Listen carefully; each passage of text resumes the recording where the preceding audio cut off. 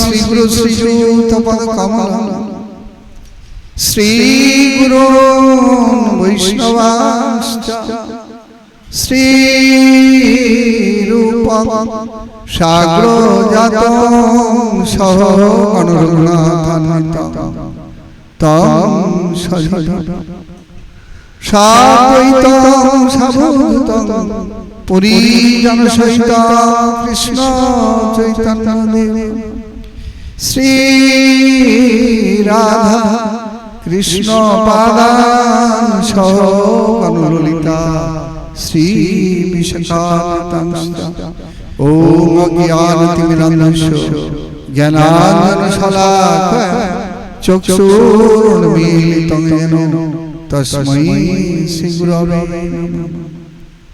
वाञ्छाकल्पतरुभ्यश्च कृपासिन्धुभ्यो पतितानां पावनेभ्यो वैष्णवेभ्यो नमो नमः। शंकर शरणकर्मतसाई गर्भतसाई चपायपतिसाई शेषशस्त्रजस्यं सुकला सनित्यानन्दाख्यरमं शरणं नमस्ते।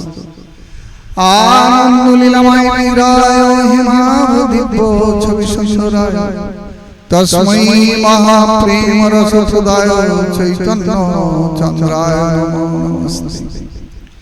यं ब्रह्मा वरुणेन्द्र रुद्रमरुतस्तुन्वन्ति दिव्यैस्तावैर्वेदैः साङ्गपदक्रमोपनिषदैर्गायन्ति यं समगाः ध्यानावस्थितो तद्गतेन मनसि पश्यन्ति यं योगिनो यस्यान्तराविदुषुरासुरगणा देवाय तस्मै नमः। हे कृष्ण करुणा सिन्धु दीनबन्धु जगत्पते गोपेश गोपिकान्त राधाकान्त नमस्ते। यत्कीर्तनं यस्मरणं यदीक्षणं यद्वन्दनं यश्रवणं यदर्शनं लोकस्य सद्यो विदुनोति कल्मषं तस्मै सुवद्वरश्रवसे नमो नमः। तप्त काञ्चन गौराङ्गी राधे वृन्दावनेश्वरी वृषभानुसुते देवी प्रणमामि हरिप्रिये। महाभावस्वरूपी तं कृष्ण प्रियावर्यसि प्रेम भक्ति प्रदेवी राधिकां नमामः। रसाविलासो वसतिश्च वृन्दावन तदिशाङ्गी सरोज सेवा लभ्या च पुंसां कृपया तव वृन्दे नमस्ते चरणारविन्दे। नमो धर्माय महते नमो कृष्णाय वेदसे ब्राह्मणेभ्यो नमस्कृत्य धर्ममक्षे सनातनं नारायणं नमस्कृत्य नरं चैव नरोत्तमं देवीं सरस्वतीं व्यासं ततो जयमुदीरये। जय श्री कृष्ण चैतन्य प्रभु नित्यानंद श्री अद्वैत गदाधर शिवाचार्य गौर भक्त। हे राधे ब्रजदेवी चललिते नंद सुनकुतो श्री गोवर्धन कल्प पादतले कालिंदी वंदितो गोसत्ताति सर्वतो ब्रजपुरी खेदैर्माभिर्वल वंदे रूप सनातन रघुजुग श्रीजीव गोपाल। হইয়াছেন হইবেন প্রভু যতদাস সবার চরণ বন্দী দন্তি করি হইয়াছেন হইবেন প্রভুর যতজন সবে মিলি মোর মাথে রাখো হে চরণ। দুর্গমে প্রতিমন্দস্য স্খলোৎপদগতির মোহ সকৃপা জ্যেষ্ঠিদান সন্ত সন্ত অবলম্বন यंत्रप्रोजन्तमनुपेतमपेत कृत्यां दैपाय विरौकातराज पुत्रेति तन्मयता तर्को विनेदुस्तं सर्वभूतहृदयं मुनिमानतोऽस्मि।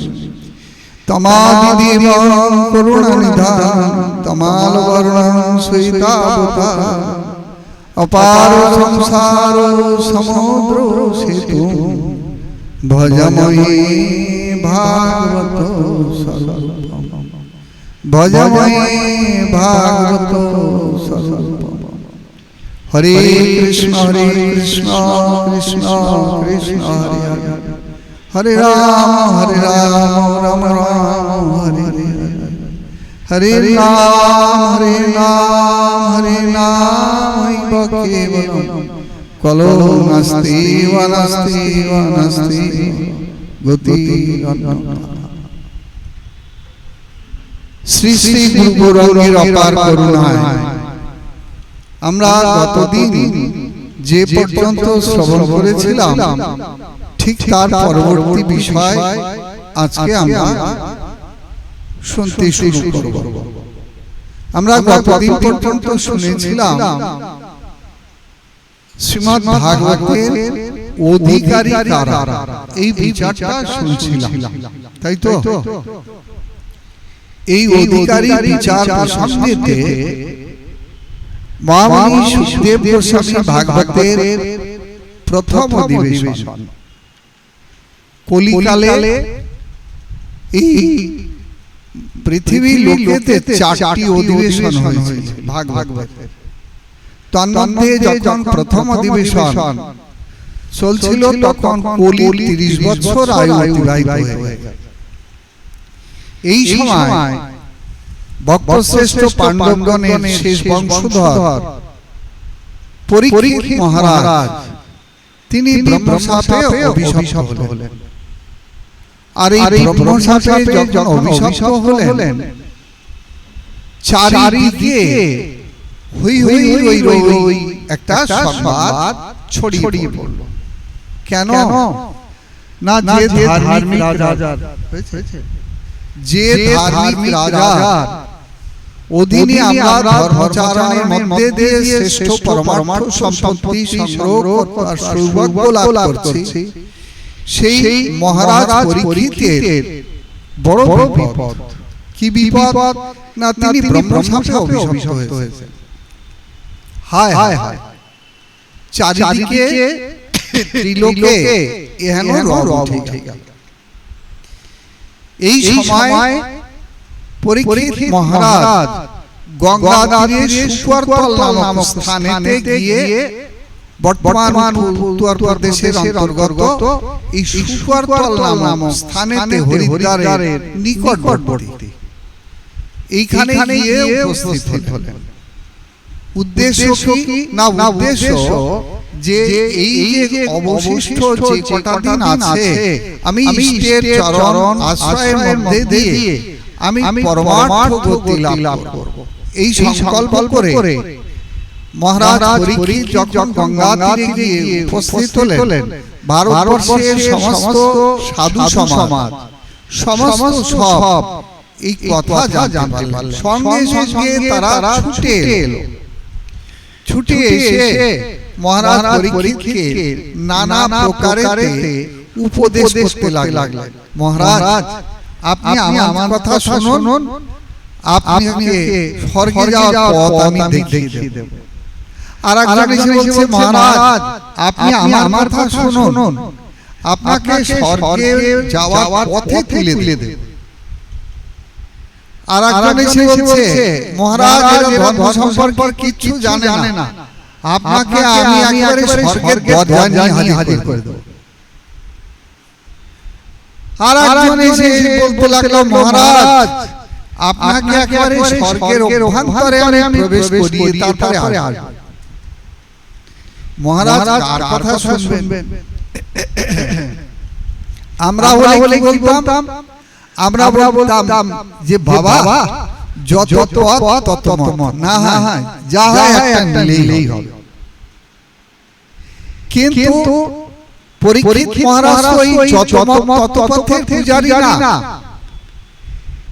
যত মত তত পথে চলে কোথায় যাওয়া যায় না, বড় জোর স্বর্গে যাওয়া যায়। কিন্তু মহারাজ পরীক্ষিত স্বর্গের পিপাসা না, স্বর্গ গমনের ইচ্ছা এতটুকু নাই। তাহলে আমরা যে মা বাবা মরে গেলে খুব হঠাৎ করে শ্রাদ্ধ আদি করে পিণ্ডদান করে সবাইকে জানিয়ে শুনিয়ে একেবারে কোন শ্রেষ্ঠ দেবালয়ে বা শ্রেষ্ঠ তীর্থক্ষেত্রে কোন শ্রেষ্ঠ মন্দিরে পিতামাতার নাম নেম প্লেট লিখে একেবারে পাথরে খোদাই করে লিখে দিই, স্বর্গীয় পিতা অমুক, স্বর্গীয়া মাতা অমুক, তাহলে কিন্তু যারা এই স্বর্গের পিপাসু না, তন্মধ্যে কিন্তু পরীক্ষিত মহারাজ অন্যতম। কেন না, তিনি জানতেন শ্রেষ্ঠ কৃষ্ণ ভক্ত, তাই তিনি জানতেন যে স্বর্গে গেলে ব্যাংক ব্যালেন্স ভাঙিয়ে খেতে হবে। কি ব্যাংক ব্যালেন্স? না, পূর্ণরূপ ব্যাংক ব্যালেন্স ভাঙিয়ে ওই স্বর্গে বসে বসে খেয়ে যেই পুণ্য ফল শেষ হয়ে যাবে, অমনি ক্ষীণে পুণ্যে মর্ত্যলোকং বিশন্তি, অমনি তাকে স্বর্গভূমি থেকে তাকে বিচ্যুত হয়ে আবার মর্ত্যলোকে ফিরে আসতে হবে। এই কারণে স্বর্গ পরীক্ষিত মহারাজের অভিলাষ নয়। আর যেহেতু মহারাজ পরীক্ষিতের স্বর্গ অভিলাষ নয়, এই জন্য এদের কোনো কথাটাই পরীক্ষিত মহারাজের ভালো লাগছে না। যখন পরীক্ষিত মহারাজের এই কথাগুলো ভালো লাগছে না, এই তখন পরীক্ষিত মহারাজ হাউতাশ করে চারিদিকে তাকিয়ে দেখছেন। এমন সময় সেখানে দেখলেন যে সে উপস্থিত হয়েছে কে না, জগৎগুরু সুখদেব গোস্বামী দিগম্বর বেশে সেখানে এসে উপস্থিত হলেন।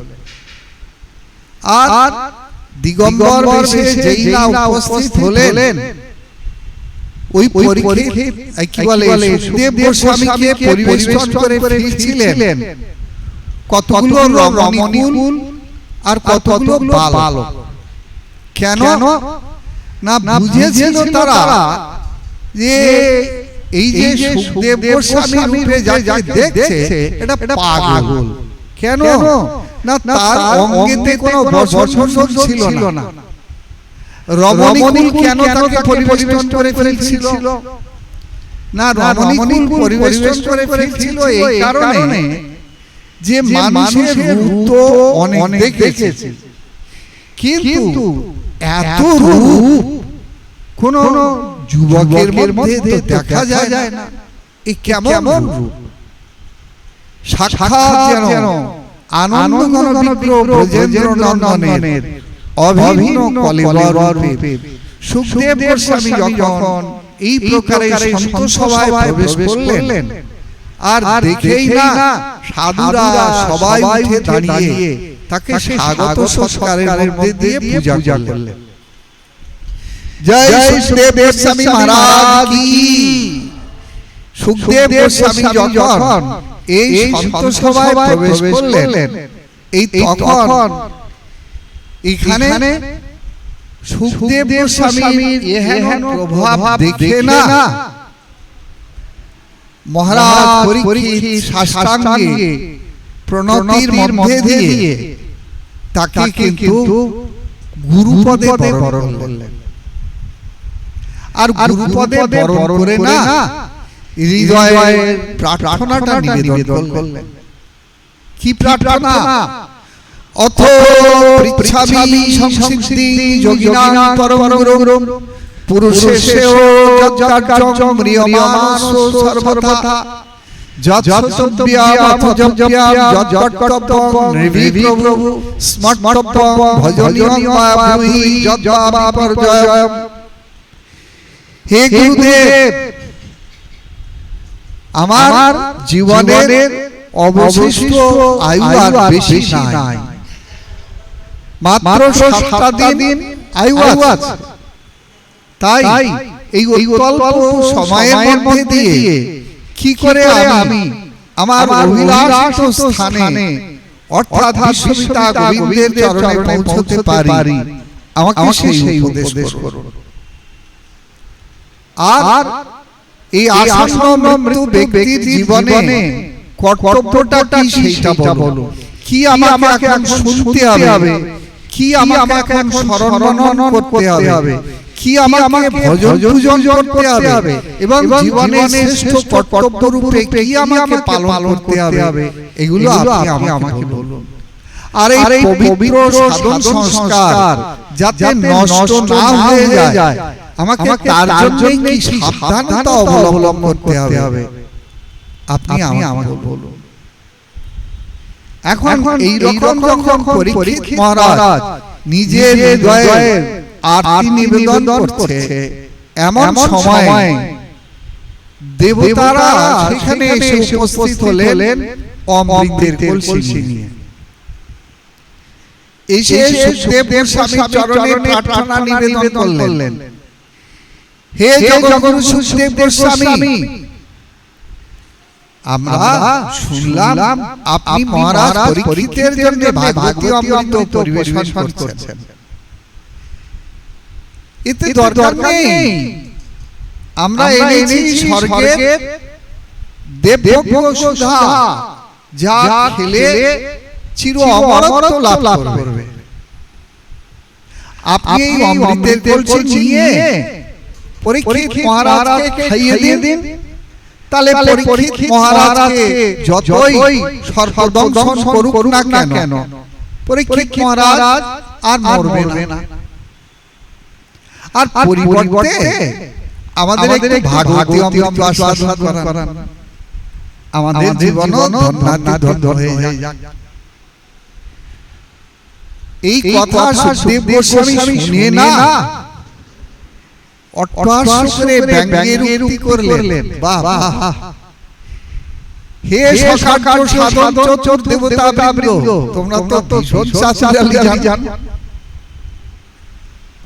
শোনো শোনো, তোমাদের ওই দেবভোগ্য উন্মাদনা দানকারী যে সুধা, সেই অমৃতের সঙ্গে এই ভাগবতী অমৃতের কোনদিন তুলনা হয় না। কেন হয় না? না, তোমরা যে বিনিময় মূল্য নিয়ে এসেছো ভাগবতী অমৃত, কি বলে সুধার দেবভোগ্য উন্মাদনা দানকারী যে তোমাদের স্বর্গের সুধা, এটা কেমন জিনিস জানো? বলে এই জগতে কাঁচের টুকরার সঙ্গে যেমন বহুমূল্যবান হীরকখণ্ডের রত্নখণ্ডের যেমন বিনিময় হয় না, ঠিক সেই প্রকার এই কাঁচের টুকরা সদৃশ্য ওই দেবভোগ্য উন্মাদনা দানকারী সুধার সঙ্গে কোনদিন ভাগবতী অমৃতের বিনিময় হয় না। কসুধা কাচং লোকে মুনির মহান ব্রহ্মরাত বিচার্যৈবং তদা দেবান জহাস। কসুধা কথা লোকে কাচং মুনির মহান, এই জগতে যেমন বহুমূল্যবান রত্নখণ্ডের সঙ্গে এই কাঁচের টুকরা কোনদিন বিনিময় হয় না, ঠিক সেই প্রকার তোমাদের ওই স্বর্গের অমৃতের সঙ্গে এই ভাগবতী অমৃতের কোনদিন বিনিময় হয় না। কেন? এগুলোর পক্ষপাতমূলক কতগুলো দোষ আছে। প্রথম দোষ, এই অমৃত তারা গ্রহণ করবে যারা মহাত্মা, তারাই ভাগবতী অমৃত গ্রহণ করবে। কিন্তু এই ভাগবতী অমৃত এমন একটা জিনিস, এ পুণ্যাত্মা হোক পাপাত্মা হোক, জগতে যত অধম হোক, সবাই সাধনের অধিকার। সুতরাং তোমরা যে বিনিময় নিয়ে এসেছো, এই বিনিময় যদি না নিয়ে এসে শ্রদ্ধাপ্লুত চিত্তে যদি তোমরা এখানে বসে শুনতে, তাহলে তোমরা যথার্থ অধিকারী। কিন্তু তোমরা চাতুরালী করে বিনিময় মূল্য দিয়ে যেন কিনতে এসেছো না। এই যে ভাগবতী অমৃত, এ কোনদিন এই প্রকারে বিনিময় মূল্যে বিক্রি হয় না। তাই যারা অভক্ত তারাই বিনিময় মূল্য নিয়ে এসেছে। অভক্ত দেবতাবৃন্দ তাদেরকে উপহাস করে, উপেক্ষা করে, অনধিকারী বিচারে তাদেরকে তাড়িয়ে দিলেন না। অবক্তাং বিজ্ঞায় নদদৌষকথামৃতম শ্রীমদ্ ভাগবতী বার্তা সুরনামপি দুর্লভা। এই জন্য স্বর্গের শ্রেষ্ঠ দেবতাগণেরও এই ভাগবতী বার্তায় তাদের অধিকার নাই। সুতরাং আপনি আমি কতটা অধিকারী এই বিষয়তে এই কারণে ভাগবতের মধ্যে বিচার তুলে ধরেছেন।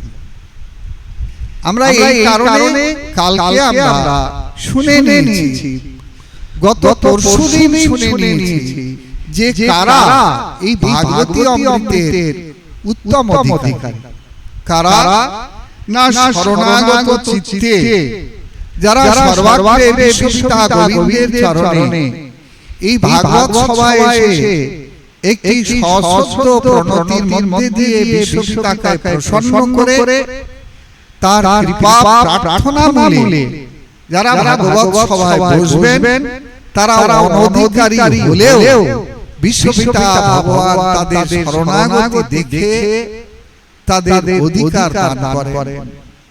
বসো বাবা, এসো সেবা করো।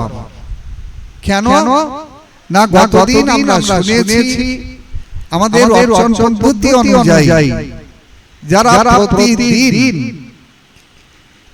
স্নান করে সকালবেলা তিলকাগ্নি সম্পূর্ণ করে যারা পূজা করবার জন্য ঠাকুর ঘরের দরজায় গিয়ে একটা প্রণাম করেন, প্রণামের উদ্দেশ্যটা কালকে আমরা শুনে নিয়েছি যে প্রণাম করলে বিশ্বপিতা সর্বাধিক প্রসন্ন হয়ে যান, কারণ অন্তর্যামী রূপে তিনি সমস্ত ভক্ত হৃদয়তে অবস্থান করছেন। আর তাই আমরা শুনে নিয়েছি যে প্রকৃষ্ট রূপে প্রণাম যদি কেউ করে শরণাগতি পূর্ণ একটা প্রণামের মধ্যে দিয়ে বিশ্বপিতা ভগবান শ্রীহরি সর্বাধিক প্রসন্ন হয়ে যান। প্রকৃষ্ট রূপে নমঃ ইতি প্রণাম। কালকে কি শুনেছি আমরা না শুনেছি কায় মন বাক্যেতে বিশ্বপিতা গোবিন্দের চরণে একটি শরণাগতি পূর্ণ প্রণামের মধ্যে দিয়ে তাকে যদি প্রসন্ন করা যায় তাহলে আপনি আমি ভক্তি অনুশীলনের অনধিকারী হলেও তিনি কৃপা করে ইহা অনধিকারী ব্যক্তিকে অধিকার দিয়ে সর্বাধিক করুণা করেন এই জগতে সমস্ত ভক্তজীবের প্রতি। আসুন এই জন্য সেখানে শুনিয়েছেন যে প্রকৃত অধিকারী কে, আর এও আমরা শুনে নিয়েছি যে অধিকারে নিজেকে প্রতিষ্ঠিত করে যদি কেউ আমরা ভাগবত সভায় বসি তাহলে অবশ্যই বিশ্বপিতা তার প্রতি প্রসন্ন হয়ে আমি অনধিকারী হলেও আমাকে অধিকার প্রদান করেন। আয় বাবা আমার সেবা কর, তাই না? এই কারণে প্রসিদ্ধ মন্ত্রটাও আমরা কালকে শুনে নিয়েছিলাম, নাহং বিপ্র নচ নরপতির নাপি বৈষ্ণ শূদ্র নাহং বর্ণী নচ গৃহপতির নবনস্থ জ্যোতির্বা কিন্তু প্রদ্বন্দ্বিল পরমানন্দ পূর্ণ অমৃতাব্দে গোপীর ভট্টু পদকমলে দাস দাসানুদাস। অর্চন পদ্ধতিতে আমাদের গৌড়ীয় সাধুগণের প্রত্যেকেরই এটা পাঠ করতে হয়। কেন না এর মধ্যে রয়েছে সর্বশ্রেষ্ঠ শরণাগতির প্রার্থনা। কি এতে বলা আছে? ভগবানের সামনে যদি আপনি একটা প্রণাম করেন, স্নান আদি দ্বাদশ অঙ্গে তিলক ধারণ করে ভগবান প্রসন্ন হয়ে যদি জিজ্ঞাসা করেন, বাবা তুমি কে গো, এত সুন্দর করে প্রণাম করলে? তুমি কি পূজারী? তুমি কি ব্রাহ্মণ? বলে না ঠাকুর, আমি ব্রাহ্মণ না, আমি ক্ষত্রিয় না। তাহলে কি বৈশ্য? তাহলে না আমি বৈশ্য না, আমি শূদ্রও না। তাহলে তুমি ব্রহ্মচারী? বলে না আমি ব্রহ্মচারী না, আমি গৃহস্থীও নয়, আমি বানপ্রস্থী নেই, আমি সন্ন্যাসী। তাহলে তুমি কে?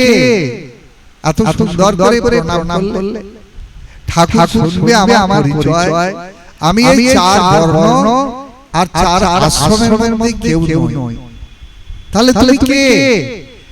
ঠাকুর তোমার যারা চরণ কমলে দাসানুদাস বলে এই জগতে অভিমান করে, আমি সেই বৈষ্ণব কুল চূড়ামণি বৈষ্ণবগণের মধ্যে যিনি আচার্য, সেই বৈষ্ণব আচার্যের আজ্ঞানুবর্তী হয়ে তারই আদেশে নির্দেশে আপনার চরণ কমলে এসে উপস্থিত হয়েছি।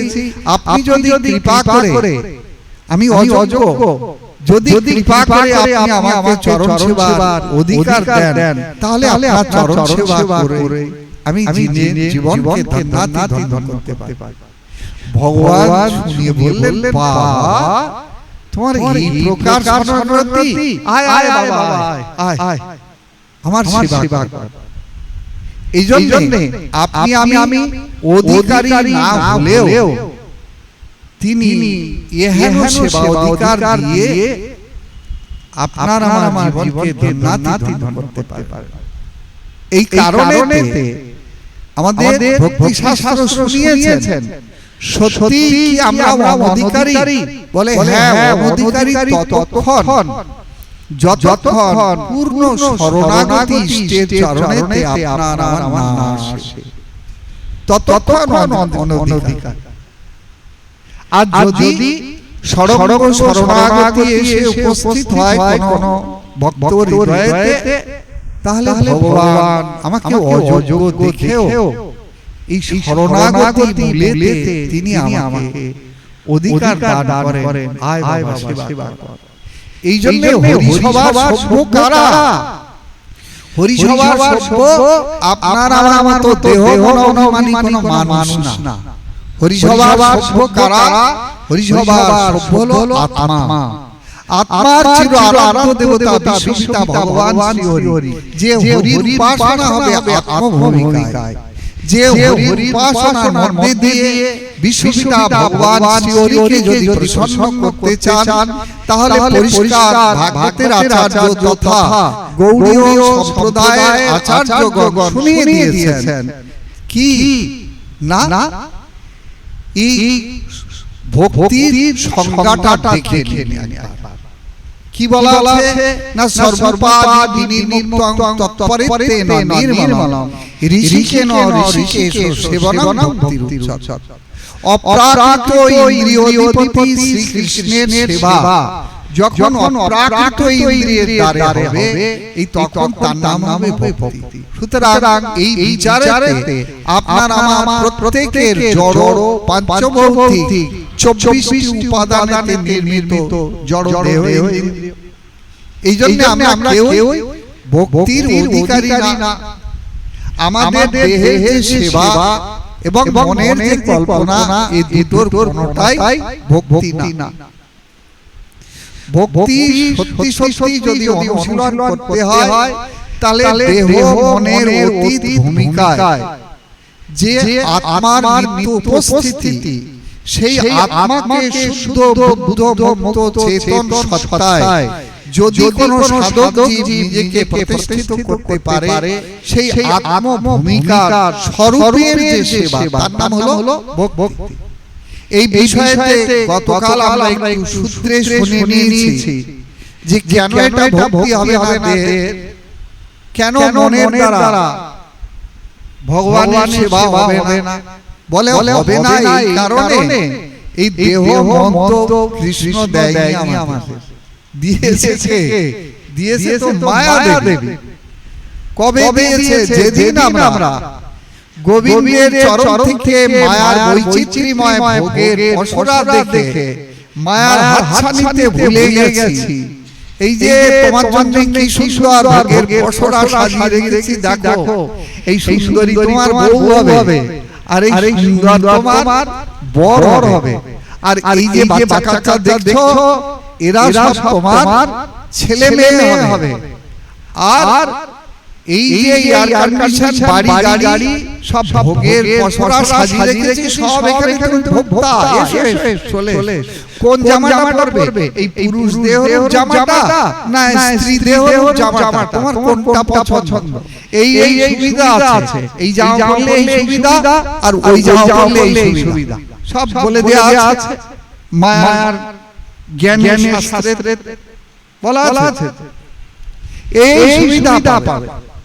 এখন এই বিচার করে যেই না মায়ার ভোগের পসরায় দেহে যাবার প্রতি যেই আসক্তির দৃষ্টিতে তাকিয়েছি, সঙ্গে সঙ্গে মায়া দেবী আপনাকে আমাকে এই দেহরূপ জামাটা পরিয়ে দিয়েছে।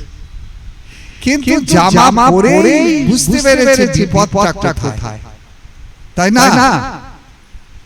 পঞ্চভূতের খাঁদে ব্রহ্মপরি কাঁদে। যতই তুমি এই বিষয় ভোগের বাসনা নিয়ে এই মায়ার জামা পরেছো, সঙ্গে সঙ্গে বুঝতে পেরেছো কাজটা ভালো করে। যারা এই ভোগের বাসনা নিয়ে সংসার মার্গে যারা প্রবেশ করেছে তারা তো হাড়ে হাড়ে পাচ্ছে নাকি? বলো রাধে রাধে। সুতরাং যারা এটা বুঝতে পারলেন যে জায়গাটা ভালো না, এখান থেকে পালাতে হবে। কিন্তু পালাবে বললেই তো পালানো যায় না।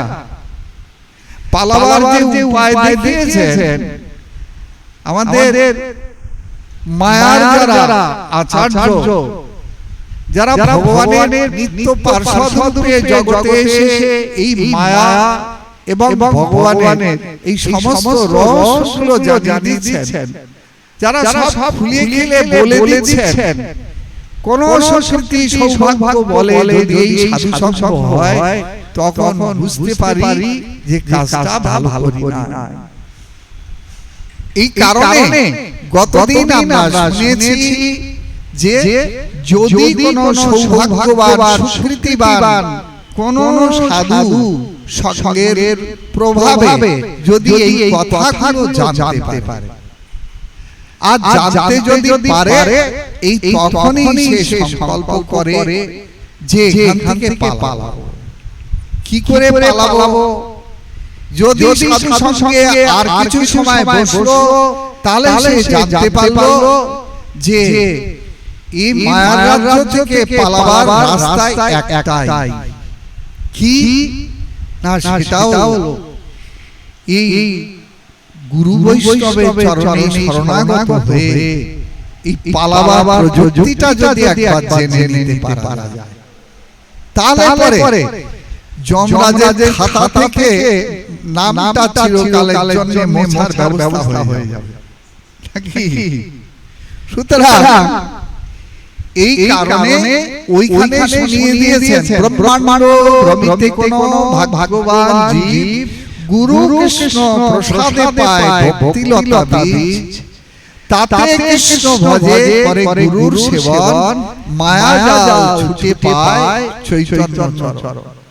তাহলে মায়ার রাজ্য থেকে যদি ফাঁকি দিতে হয় তাহলে কি করতে হবে? সাধুরা শুনিয়ে দিল যে আত্মস্বরূপে, তার মানে মায়ার যে পাঞ্চভৌতিক দেহর জামাটা তুমি পরে ফেলেছো, এই জামাটাকে খুলিয়ে ভেতরে যে ভগবানের অনুচেতন অংশ আছে, সেই অনুচেতন স্বরূপে যদি শুদ্ধ বুদ্ধ মুক্ত চেতন সত্তারূপে তুমি নিজেকে প্রতিষ্ঠিত করে, আত্মস্বরূপে নিজেকে প্রতিষ্ঠিত করে যদি তুমি গোবিন্দের চরণ কমলের আরাধনা করতে পারো, সঙ্গে সঙ্গে মায়ার রাজ্য থেকে তুমি মুক্ত হয়ে বিশ্বপিতা গোবিন্দের চরণে পৌঁছাতে পারবে। বলো রাধে রাধে।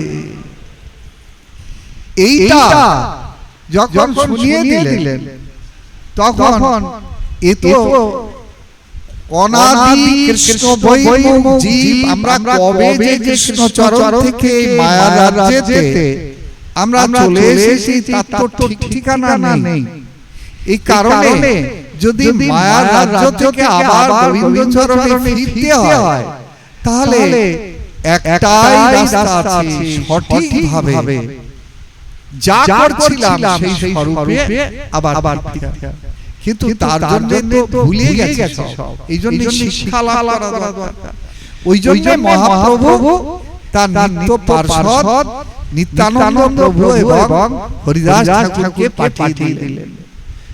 ওরে শোনো শোনো নিত্যানন্দ শোনো হরিদাস, সর্বত্র আমার আজ্ঞা করো প্রকাশ। প্রতি ঘরে ঘরে গিয়া মাগো এই ভিক্ষা, বলো কৃষ্ণ ভজ কৃষ্ণ করো কৃষ্ণ শিক্ষা। যতক্ষণ কৃষ্ণ শিক্ষা সম্পূর্ণ না হচ্ছে ততক্ষণ মায়ার লাঠি খেতে হবে, আর কৃষ্ণ শিক্ষা লাভের মধ্যে দিয়ে সর্বোত্তম মহামূল্যবান সম্পত্তিটা গোছাতে হবে। মায়ার লাঠি খেতে খেতে যদি আপনি এটা গুছিয়ে নিতে পারেন, তাহলে পরে দেখলেন যে এই তো সুযোগ, চোরের মতো সংসারে মায়ার দাসত্ব করতে বলেছে আমাদের ভাগবতের আচার্য। এই যেমন কলকাতা শহরে যারা অফিস কাছারি ছেলে মেয়ে স্কুল কলেজ নিয়ে যাদের সকাল থেকে ব্যস্ততার জীবন, তাদের ছটফট করা লাগে।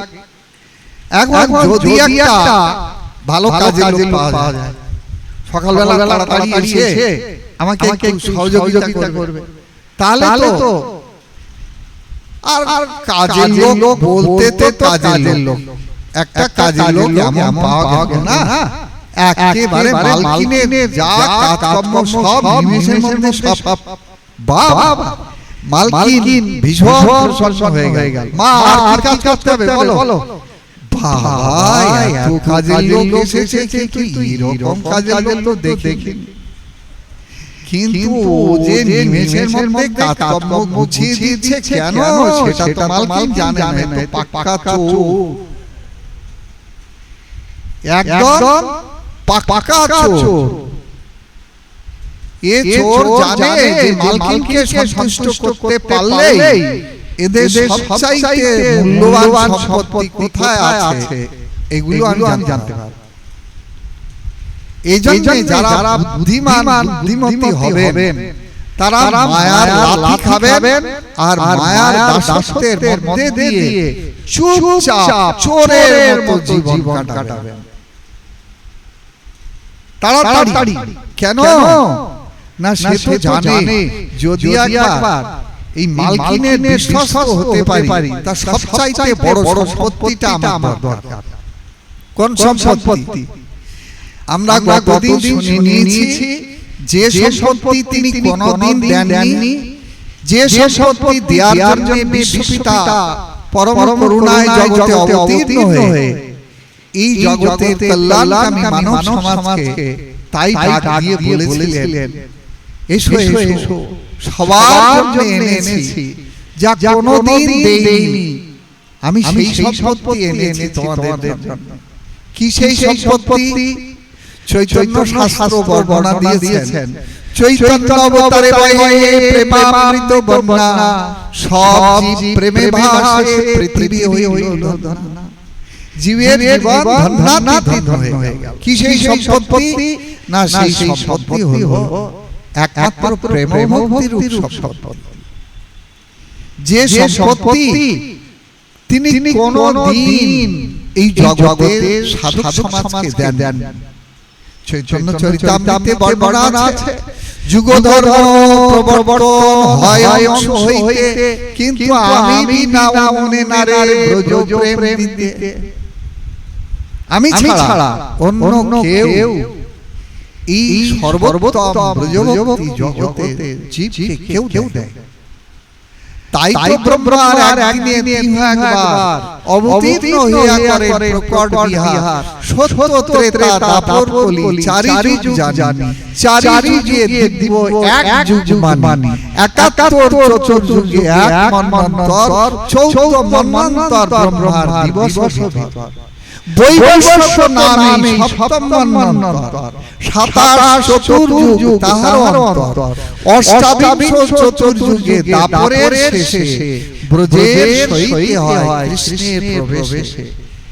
যে দাপরে শেষে কলি, যে কলিতে জন্মগ্রহণ করবার সৌভাগ্য আপনার আমার মতো সৌভাগ্যবান সৌভাগ্যবতী হয়েছে, তাদের সৌভাগ্যের সীমা পরিসীমা নাই। কেন? সেই পরম করুণাময় বিশ্বপিতা ভগবান শ্রী গৌর সুন্দর জগতের জীবের সর্বকালে সর্বশ্রেষ্ঠ সম্পত্তি তাই নিয়ে এসেছে। আসুন আসুন, এই জন্যই তো সবাইকে সাদরে আহ্বান জানিয়েছেন, ওরে কে নেবে গো সেই সম্পত্তি, নাও নাও, আমি লীলা তরণী লাগিয়ে দিয়েছি ব্রহ্মাণ্ডের মূলে, সবাই লীলা তরণীতে চড়ে বসো। আর চড়ে বসলে লাভ কি হবে জানো? অন্ধের মতো সকাল থেকে সন্ধ্যে পর্যন্ত, জন্ম থেকে মৃত্যু পর্যন্ত সুখ স্বাচ্ছন্দ্য আনন্দের আশায় যদি তুমি ফিরে চলো, সুখ শান্তি আনন্দ কিছু পাবে না। পরন্তু শোনো, সবাইয়ের জন্য এই মহা আনন্দময় সংবাদ। কি সংবাদ? যদি প্রকৃত সুখ শান্তি আনন্দ পেতে চাও, তাহলে এসো এই ভাগবত রূপী তরণীকে আশ্রয় করে সাধু সঙ্গে ভক্ত সঙ্গে বসো। তা নাহলে অন্ধের মতো ছুটলে সুখের ঘরে চাবি পাবে না। কাপে কান্তা ধনগত চিন্তা বাতুল কিংতব নাস্তিনিয়ন্তা ত্রিজগতি সজ্জন সঙ্গতি রেখা ভবতি ভবার হবে তরণী নৌকা। বাতুল শব্দের অর্থ হলো পাগল। ওরে পাগল, কেন তুমি অন্ধের মতো সকাল থেকে সন্ধ্যে পর্যন্ত কামিনী কাঞ্চনের পেছনে সুখের নেশায় ছুটছো? ওদিকে সুখ নাই, শান্তি নাই, আনন্দ নাই। যদি প্রকৃত সুখ শান্তি আনন্দ পেতে চাও, তাহলে ভাগবত রূপী তরণীকে আশ্রয় করে এই সাধু সঙ্গে বসে যাও।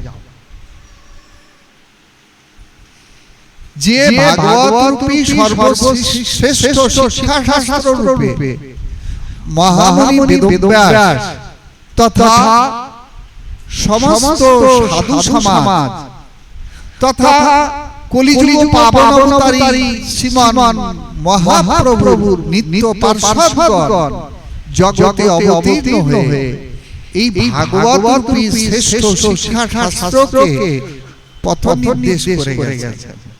তাই তো এটাই আমরা শুনেছি সাধু মুখে, আচার্য মুখে।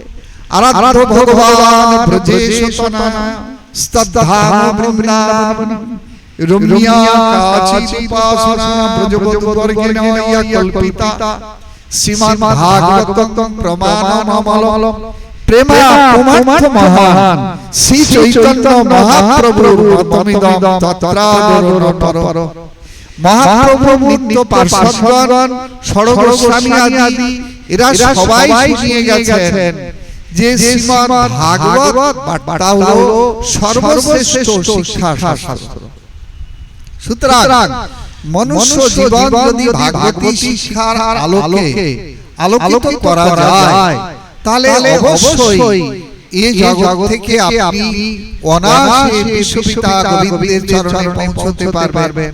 আপনার প্রাকৃত দেহ দেখতে দেখতে অপ্রাকৃতত্ব লাভ করবে। কখন যে অপ্রাকৃত ভূমিকায় আপনি পৌঁছে যাবেন, এটা আপনি নিজেই বুঝতে পারবেন না। মহাপ্রভু এটা শুনিয়ে দিয়েছেন। প্রভু কয়ে বৈষ্ণবে দেহ প্রাকৃত কবু নয়, অপ্রাকৃত দেহ ভক্তের চিদানন্দময়। কি করে অপ্রাকৃতত্ব লাভ করে? গতদিন আমরা আপনার সঙ্গে শুনে নিয়েছি। কি করে লাভ করে? না দীক্ষা কালে ভক্ত করে আত্মসমর্পণ, সেই কালে কৃষ্ণ তারে করে আত্মসম, সেই দেহ করে তার চিদানন্দময়, অপ্রাকৃত দেহে তার চরণ সেবায়। এই তো অপ্রাকৃত লাভের দেহকে প্রাকৃত ভূমিকা থেকে অপ্রাকৃত ভূমিকায় নিয়ে যাওয়ার এটাই হলো শ্রেষ্ঠ প্রযুক্তি। সুতরাং যদি কেউ এই প্রাকৃত রক্ত মাংসের পচা গলা দেহটাকে যদি সত্যি সত্যি চিন্ময়তা দান করতে চান, চিন্ময় ভূমিকায় ভগবত চরণ সেবার অধিকারী হতে চান, তাহলে তার একমাত্র উপায় হলো এই ভক্ত সঙ্গে বসে ভাগবত কথা শ্রবণের মধ্যে দিয়ে গুরু চরণে কিভাবে শরণাগত হতে হবে এইটা জেনে নেওয়া। আর গুরু চরণে যদি শরণাগত হয়ে আপনি যদি কোনদিন একটি আত্মসমর্পণ নিয়ে প্রণাম করতে পারেন গুরুদেবকে, যদি বুঝতে পারেন যে আমি যার চরণাশ্রয় করতে চলেছি গুরু রূপে, ইনি এই জগতের কোনো রক্ত মাংসের দেহধারী মনুষ্য জীব বিশেষ না। ইনি কে? না, ইনি সাক্ষাৎ ব্রজেন্দ্রনন্দন কৃষ্ণ। কি করে বুঝলেন? না, জীবের নিস্তার লাগি নন্দ সুত হরি, জগতে অবতীর্ণ হন গুরু রূপ ধরি। সুতরাং গুরু রূপে কে আসেন? গুরু রূপে আসেন সাক্ষাৎ ভগবান শ্রী হরি। এই কারণে যারা ভক্ত সঙ্গে যারা ভাগবত কথা শ্রবণের মধ্যে দিয়ে ভক্তি রহস্যের কথাগুলো শুনে নিয়ে দীক্ষা নিতে যাচ্ছেন, তারা এটা অবশ্যই বুঝতে পারবেন যে গুরু রূপে এই জগতে একমাত্র কৃষ্ণই।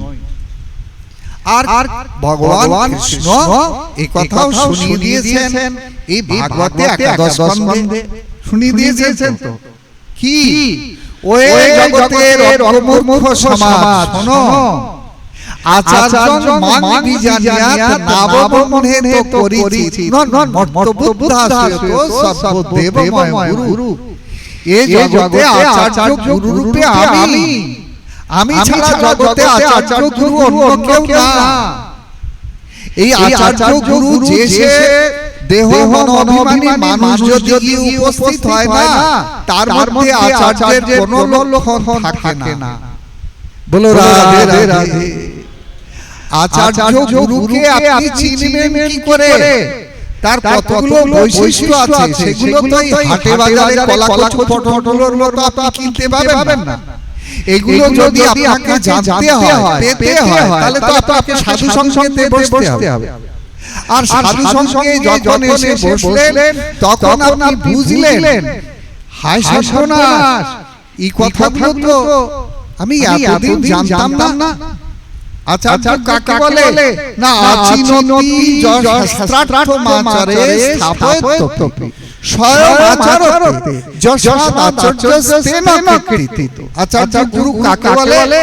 না, যিনি আচরণ করে জগতের কল্যাণকামী মানব সমাজকে শিক্ষা দেন। কি শিক্ষা? কৃষ্ণ ভক্তির শিক্ষা দেন। এই জন্য তিনি আচার্য গুরু। আচিনতি যিনি নিজে শাস্ত্রের সুসিদ্ধান্তপূর্ণ ভক্তির কথা জেনেছেন, এবং শুধু জেনেছেন না, ওটা বুদ্ধিগোচর করে রাখেননি। উনি কি করছেন? না, নিজে আচরণ করে সেই কৃষ্ণ ভক্তির অনুশীলন করছেন, এবং নিজে আচরণ করছেন, অপরকে বলছেন তুইও আচরণ কর, তোর রোগ সারবে। আমার রোগ সেরেছে, তোর সারবে। আমি যে ঔষধ খাচ্ছি তুইও এই ঔষধ খা, খেলে তোর রোগ সারবে। এই যে নিজে আচরণ করে জগতের কল্যাণকামী মানব সমাজকে শিক্ষা প্রদান করেন, ইনি হলেন আচার্য গুরু। ইনি মুখে মুখে উপদেশ করেন না, কিংবা মুখে একরকম বলেন আর কাজে উল্টা রকম করেন। এই রকম ব্যক্তি দেহ মনোভাবানী মানুষ কোনদিন গুরু হতে পারে না। আর সেই মানুষের চরণে কোনদিন আত্মসমর্পণ হয় না। বুঝতে পারছেন? আত্মসমর্পণ মানুষের চরণে কোনদিন হয় না। ওই কারণেই চৈতন্য চরিতামৃত বললেন যে দীক্ষা খেলে ভক্ত করে আত্মসমর্পণ। তার মানেটা কি?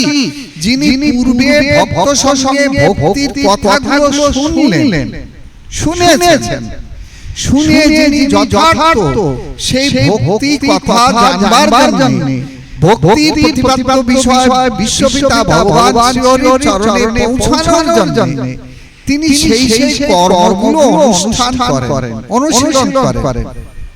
ইনি হলেন যথার্থ শিক্ষক, যথার্থ গুরু, তিনি হলেন আচার্য। এই আচার্যের লক্ষণগুলো বর্ণনা দেয়া আছে আমাদের ভক্তি শাস্ত্রে। যে গুরুর লক্ষণগুলো কি হবে, এই কথাগুলো যারা শুনবেন তারাই তো গুরুকরণ করবার আগে অর্থাৎ দীক্ষা গ্রহণ করবার আগে তারা তো দেখে বুঝে নেবেন যে সাধু সঙ্গে বসলেই বুঝতে পারবে ও এই রকম গুরুর লক্ষণ। গুরুর লক্ষণে কি বলা আছে ভালো করে শুনে নেন।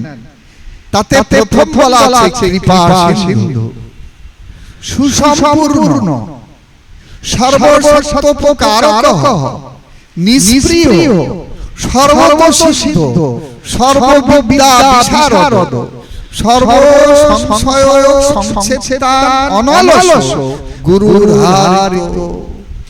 এই গুণগত লক্ষণগুলো যে বৈষ্ণব আচার্যের মধ্যে অবস্থান করবে জানবেন ইনি হলেন এই জগতে মানুষের মতো দেখতে, কিন্তু ইনি মানুষ না।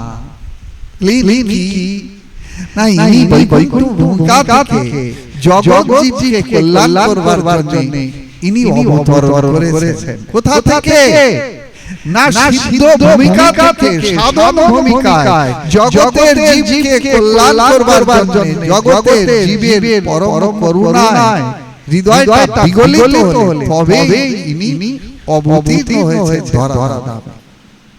বস্তুত ইনি অভিন্ন কৃষ্ণ করুণার মূর্ত বিগ্রহ। বলো রাধে রাধে। তাহলে গুরুর লক্ষণ এবং কাকে বলে আচার্য গুরু, কি করে এই জগৎ থেকে প্রাকৃত ভূমিকা থেকে অপ্রাকৃত ভূমিকায় আপনার দেহটাকে তৈরি করতে পারবেন, মনে থাকবে তো? টালি ঘরের মধ্যে দিয়ে কি করে কংক্রিটের পিলার তুলে দিয়ে উপরে ছাদ ঢালাই করতে হবে, বুঝতে পারছেন? বলো রাধে রাধে। আসুন, এই শিক্ষা শাস্ত্র তাহলে স্বরূপটা কি আগে দেখব, যে কেন আমাদের ভাগবত শুনতে হবে, এই ভাগবত বস্তুটা কি।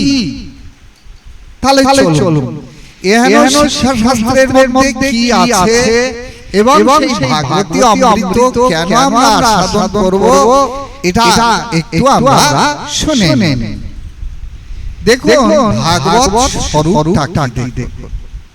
ভাগবত স্বরূপ বর্ণনা দিতে গিয়ে সেই ব্রজেন্দ্র নন্দন কৃষ্ণই সচিনন্দন রূপে জগতে অবতীর্ণ হয়ে এই ভাগবতের স্বরূপটা তিনি বর্ণনা দিচ্ছেন। কিভাবে? না ভাগবতের স্বরূপ বর্ণনা করতে গিয়ে সেইখানে শুনিয়ে দিলেন যে প্রেমময় ভাগবত শ্রীকৃষ্ণের অঙ্গ, ইহাতে কহেন যত কৃষ্ণ গোপর অঙ্গ। প্রেমময় ভাগবত কৃষ্ণ প্রেমের এ বাগময় কলেবর রূপে শ্রীমদ্ ভাগবত। আর ভাগবতকে কি বলা হলো? না ভাগবত হলো সাক্ষাৎ কৃষ্ণ। সাক্ষাৎ কৃষ্ণ বলে হ্যাঁ। বলে কি করে বললেন? কৃষ্ণ যখন এই জগৎ থেকে চলে যাচ্ছেন তখন তার আধার রূপে ভাগবতকে রেখে যাচ্ছেন। কোথায় শুনলাম ভাগবতের দ্বিতীয় অধিবেশনে। কিভাবে কথাটা জগতে প্রচার হলো? তাহলে ভাগবতের প্রথমত 4টি অধিবেশন হয়েছিল এই কলিকালে। তার মধ্যে প্রথম অধিবেশন হয়েছিল আমরা শুনে নিলাম কলি 30 বছর আয়ু অতিবাহিত হলে এই পাণ্ডবগণের বংশধর পরীক্ষিত মহারাজ ব্রহ্মশাপেতে অভিষিক্ত হলেন। যখন পাণ্ডবগণের বংশধর এই ব্রহ্মশাপে অভিষিক্ত হলেন তখন গঙ্গা তীরে বসলেন। আর গঙ্গা তীরে বসলেন এই সময় সুখদেব গোস্বামী এলো। একটু আগে শুনলাম আমরা সুখদেব গোস্বামী চরণে শরণাগত চিত্তে তিনি প্রার্থনা নিবেদন করলেন, হে গুরুদেব আপনি আমারই আসন্ন মৃত ব্যক্তির জীবনের কর্তব্যটা কি আপনি বলুন। সুখদেব গোস্বামী শুনে কি বললেন? সুখদেব গোস্বামী শুনে বললেন, মহারাজ 7 দিন অনেক সময়, এত সময় লাগে না গোবিন্দের চরণে পৌঁছতে। আপনি যখন আপনার অন্তরে দুঃখের কথা জানিয়েছেন, আপনার ভয়ের কথা জানিয়েছেন, আপনার রোগের কথা জানিয়েছেন, আপনি এখানে বসে এই ঔষধ গ্রহণ করুন। এই 7 দিনের মধ্যে আপনাকে সেই অভয় চরণে সর্বভয়ের পরপারে সর্বদুঃখের পরপারে পৌঁছে দিয়ে তারপরে আমি অন্যত্র যাব। বলো রাধে রাধে। তাহলে আমাদের শুনে কি মনে হলো? আমাদের শুনে স্বাভাবিকভাবে এটা মনে হলো যে হ্যাঁ হ্যাঁ, যেমন রোগী তেমন তার ডাক্তারটা মিলেছে ভালো, তাই তো? আবার ডাক্তারবাবু ভরসা দিয়েছেন, রোগ নাকি ডাক্তারবাবু ধরে ফেলেছেন। আবার এই রোগের যে মহৌষধ ডাক্তারবাবুর কাছে আছে, তাহলে তো রোগীর প্রাণ বাঁচার সম্ভাবনা আছে নাকি? কিন্তু রোগটা কি সেটা কি আমরা জানি? এই রোগের কথাটা প্রশ্ন করেছেন সাধুরা। কার কাছে? না, জগগুরু মহামণি বেদব্যাসের কাছে। সাধুরা গিয়ে প্রশ্ন করলেন, গুরুদেব কোন রোগ এই জগতে দুরারোগ্য ব্যাধিটা কি? মহামণি বেদব্যাস উত্তর দিলেন, ভবেব সাধু। এই জগতে দুরারোগ্য ব্যাধি হলো ভবব্যাধি। কেন ক্যান্সার না? তাহলে না, ক্যান্সার তো হলে দেহের পতন ঘটাবে, কিন্তু দেহের পরে আবার তো জন্ম হবে। দেহান্তে মাত্র 2.5 দিন পরে আবার বল সেন্টারে আসবে। তার মানে আবার 11 জনের লাঠি খাওয়া শুরু হয়ে যাবে। 11-10 সিরিয় প্লেয়ার নাকি লাঠি খাওয়া শুরু হবে। তো কতক্ষণের জন্য গোলে পৌঁছেছে বল? তার মানে জীবাত্মা লাঠি খেতে খেতে গোল, ভীষণ আনন্দ। বল মনে মনে ভাবলো, বাবা অন্তত বাঁচলাম এই যাত্রার মতো। ওই অনেকে বলে না, বাবা মরতে পারলে বাঁচতাম। মরতে পারলে কতক্ষণের মধ্যে আপনি বাঁচবেন সেটা জানেন? মাত্র 2.5 দণ্ড। তার মানে 2.5 দণ্ডের মধ্যে বল আবার সেন্টারে নিয়ে হাজির করবে। গোল হয়ে গেলে বল আবার গোলকিপার সেন্টারে পাঠিয়ে দেয় না মাঝখানে। ঠিক মাতৃগর্ভে তাকে সেন্টারে পাঠিয়ে দিতে কতক্ষণের মধ্যে? 2.5 দণ্ড। 2.5 দণ্ড মানে জগতের হিসাবে মাত্র 1 ঘন্টা। বলো রাধে রাধে। বুঝতে পারছেন? সুতরাং আপনাকে আবার সেন্টারে পাঠিয়ে দেবে, আবার কৃমিকীটের দংশন রূপ, ইন্দ্রিয়ের অনুভূতি রূপ, এই 11 ইন্দ্রিয়ের লাঠি খাওয়া শুরু হয়ে যাবে। বুঝতে পারছেন? এই কারণে দুরারোগ্য ব্যাধিটা কি জানেন? দুরারোগ্য ব্যাধিটা হলো ভবব্যাধি। তার লক্ষণ কি? তার লক্ষণ তো একটাই, রোগ ধরবেন করে। রোগের লক্ষণ একটাই। এসবগুলো কপিলদেব তৃতীয় স্কন্ধে মাতা দেবহূতিকে শুনিয়েছেন। আমরা ততদিন যদি এই জগতে থাকি তাহলে শুনে নেব নিশ্চয়ই নাকি? মাতা দেবহূতিকে বলছেন, মাগো এই জগতে জীবের একমাত্র ভবরোগের মূল কারণ হলো আসক্তি। কিসে আসক্তি? কেমন আসক্তি? বলে প্রসঙ্গম জরম পাশমাত্মন কবয়বিদু সয়েব সাধু সুকৃত দ্বারম পাবৃতম। মাগো এই জগতে মানবের বন্ধনের একটাই মাত্র কারণ, সেটা হলো আসক্তি। কিসের প্রতি? বলে পতি পত্নীর প্রতি, সংসারের প্রতি, বাড়ি গাড়ির প্রতি। এই যে আসক্তি, এই আসক্তিটাই হলো জীবের মূল বন্ধনের কারণ।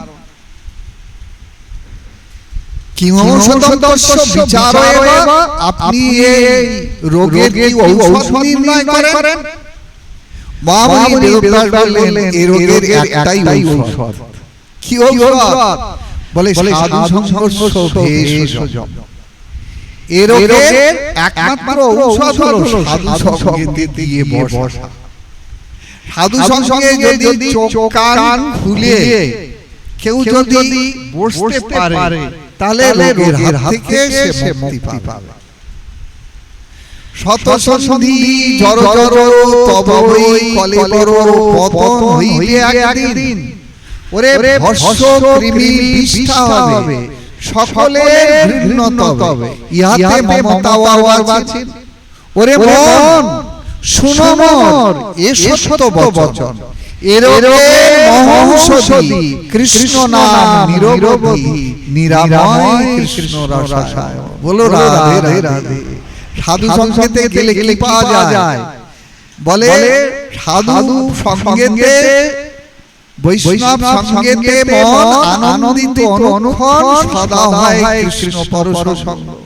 কৃষ্ণ কথা এই সাধু সঙ্গে ছাড়া তো হাটে বাজারে কলা কচু পটলের মতো কিনতে পাওয়া যায় না। পাওয়া যাবে? বিষয় লোকের সঙ্গ করলে বিষয় কথা জানতে পারবেন, শুনতে পারবেন। সুতরাং এর একমাত্র ঔষধ হলো সাধু সঙ্গ। সেই সাধু সঙ্গের কথা শোনাতে গিয়ে বললেন ভাগবত মাহাত্ম্যে চারজন সাধু গিয়ে উপস্থিত হল। কোথায়? একদাই বিশালায়ং চত্রার ঋষয়বলা সংঘাত সমায়তা দদৃশুস্তত্র নারদম। হে মহারাজ, একদিন চারজন সাধু গিয়ে উপস্থিত হলো। কোথায়? বদ্রীশালে। বদ্রীনাথে গেছেন তো? অনেকে গেছেন। একদাই বিশালায়ং চত্রার ঋষয়বলা। এই চারজন নিষ্পাপ বৈকুণ্ঠ পার্ষদ সাধু গিয়ে উপস্থিত হলেন। এরা চারজন গিয়ে যখন উপস্থিত হলেন, সেখানে দেখলেন একজন সাধু আছে, সে আমাদের চাইতে আরো শ্রেষ্ঠ সাধু বলে পরিচিত, লেখাপড়া অনেক জানে। এই সাধু কে? সাধু সাধু হলো দেবর্ষি নারদ। কিন্তু দদৃশুস্তত্র নারদম, নারদকে দেখলেন, কিন্তু নারদের কি ভূমিকা দেখলেন? না, নারদ ছটফট করে ঘুরে বেড়াচ্ছে। আমাদের দেখেও সে তোয়াক্কা করছে না, দেখেও যেন দেখছে না। আরে সাধুদের সঙ্গে সাধুদের দেখা হলে কি বলে? রাধে রাধে, হরে কৃষ্ণ, জয় নিতাই, এসব বলে তো। কিন্তু দেবর্ষি নারদ আমাদের দেখেও দেখছে না, গ্রাহ্যই করছে না ব্যাপারটা। এ তো বিষয়, মানুষের বিষয় নষ্ট হয়ে গেলে যেমন মাথা খারাপ হয়ে যায়, ছটফট করে ঘুরে বেড়ায়, এর তো সেই অবস্থা। দেবর্ষি নারদের এই অবস্থা দেখে না এই চারজন সাধু, এরা কারা জানেন? ব্রহ্মার প্রথম চারজন পুত্র। কি নাম? সনৎ, সনন্দ, সনাতন, সনৎকুমার। এই চারজন গেছে। তাহলে এরা তো নির্মল চিত্ত, একেবারে ব্রহ্ম জ্ঞানেতে হৃদয়টা ভরপুর। এরা কি উপস্থিত হয়েছে? এ বাবা, এই কোথায় আমরা সাধু সঙ্গ করতে এলাম? এটা শ্রেষ্ঠ আশ্রম। কোন আশ্রম? না, বৈকুণ্ঠ, ভূবৈকুণ্ঠ বদরিকা আশ্রম। চারটিখানি ব্যাপার। সুতরাং আমরা কোথায় এলাম এই সাধু সঙ্গ করবার জন্য, আর সাধু দেখে আমাদের ওয়াক করছে না, বুরকে বিক্রি করছে না। আরে দেবর্ষি কি হয়েছে কি হয়েছে বলুন দেখি। আপনি আমাদেরকে দেখেও দেখছেন না কেন? ব্যাপারটা কি? দেবর্ষি তখন গল্পটা শুরু করলো। শুনুন, আমি না এরকম সাধু সঙ্গের আশায় না আমিও বেরিয়েছিলাম। আপনারা জ্যেষ্ঠ ভ্রাতা, আপনাদের চরণে ধন্যবাদ।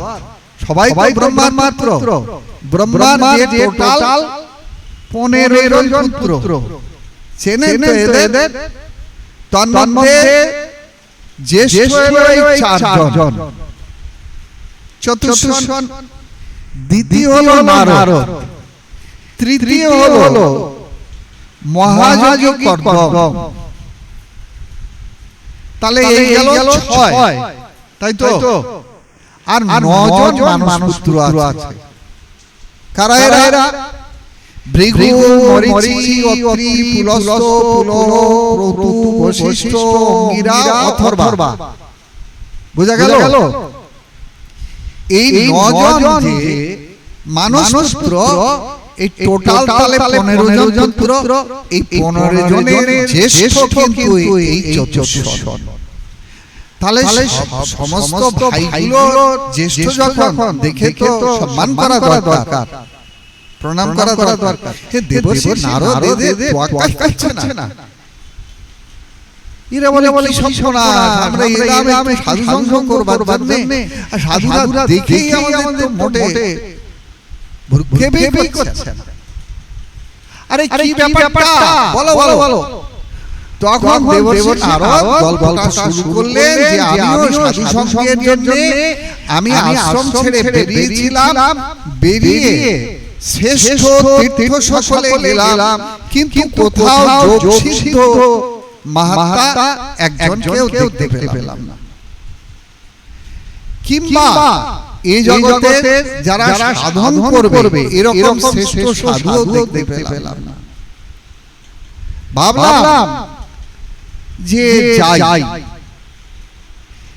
ভগবানের শ্রেষ্ঠ লীলাভূমি এই শ্রীধাম বৃন্দাবনে যাই, দেখি ওখানে গিয়ে দেখি আরে সর্বনাশ, এখানে ভগবানের লীলাভূমি সংস্পর্শে মানসিক একটু প্রসন্নতা এলো বটে, কিন্তু কেউ না কারোর দিকে ফিরে তাকাবার সময় নেই। যে যার যেন তালেতে ব্যস্ত। যমুনা তীরে গিয়ে দেখলাম এক জায়গায় কতগুলো ষোড়শী যুবতী একত্রিত হয়ে কাকে যেন সান্ত্বনা দিচ্ছে। এই ষোড়শী যুবতীদের মাঝখানে কারণ দেবর্ষি নারদ কলহপ্রিয়, ঝগড়া ভালোবাসে। এই কি রে বাবা, এখানে ঝগড়া লেগেছে নাকি? দেখি তো কার সঙ্গে কার ঝগড়া লেগেছে। এখন ওইখানে দেবর্ষি নারদ মাথা ঢুকিয়ে দিয়েছে, আর মাথা ঢুকিয়ে দিয়ে দেখে যে মাঝখানে একজন পরমা সুন্দরী যুবতী রমণী, তার দুই পাশে দুইজন বৃদ্ধ শয়ন করে আছে। আর এই যে সুন্দরী যুবতীরা না, এই তরুণীকে প্রবোধ দিচ্ছে, হে দেবী আপনি কিচ্ছু চিন্তা করবেন না, ভগবান নিশ্চয়ই আপনার প্রতি কৃপা করবেন। আপনি ভগবানের মূর্ত করুণার বিরূপে জগতে, আপনি যেখানে ভগবানের জন্য আসন পাতেন ভগবান সেইখানে গিয়ে হাজির হয়। এই জন্য আপনার রূপের মধ্যে ভগবান, আপনার মধ্যে ভগবান আছেন।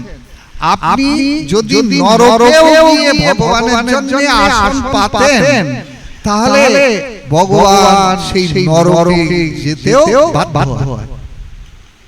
সুতরাং আপনি দুঃখ করবেন না, আপনি একটু শান্ত হন, নিশ্চয়ই ভগবান আপনার প্রতি কৃপা করবে। ইত্যাদি সান্ত্বনা দিচ্ছে।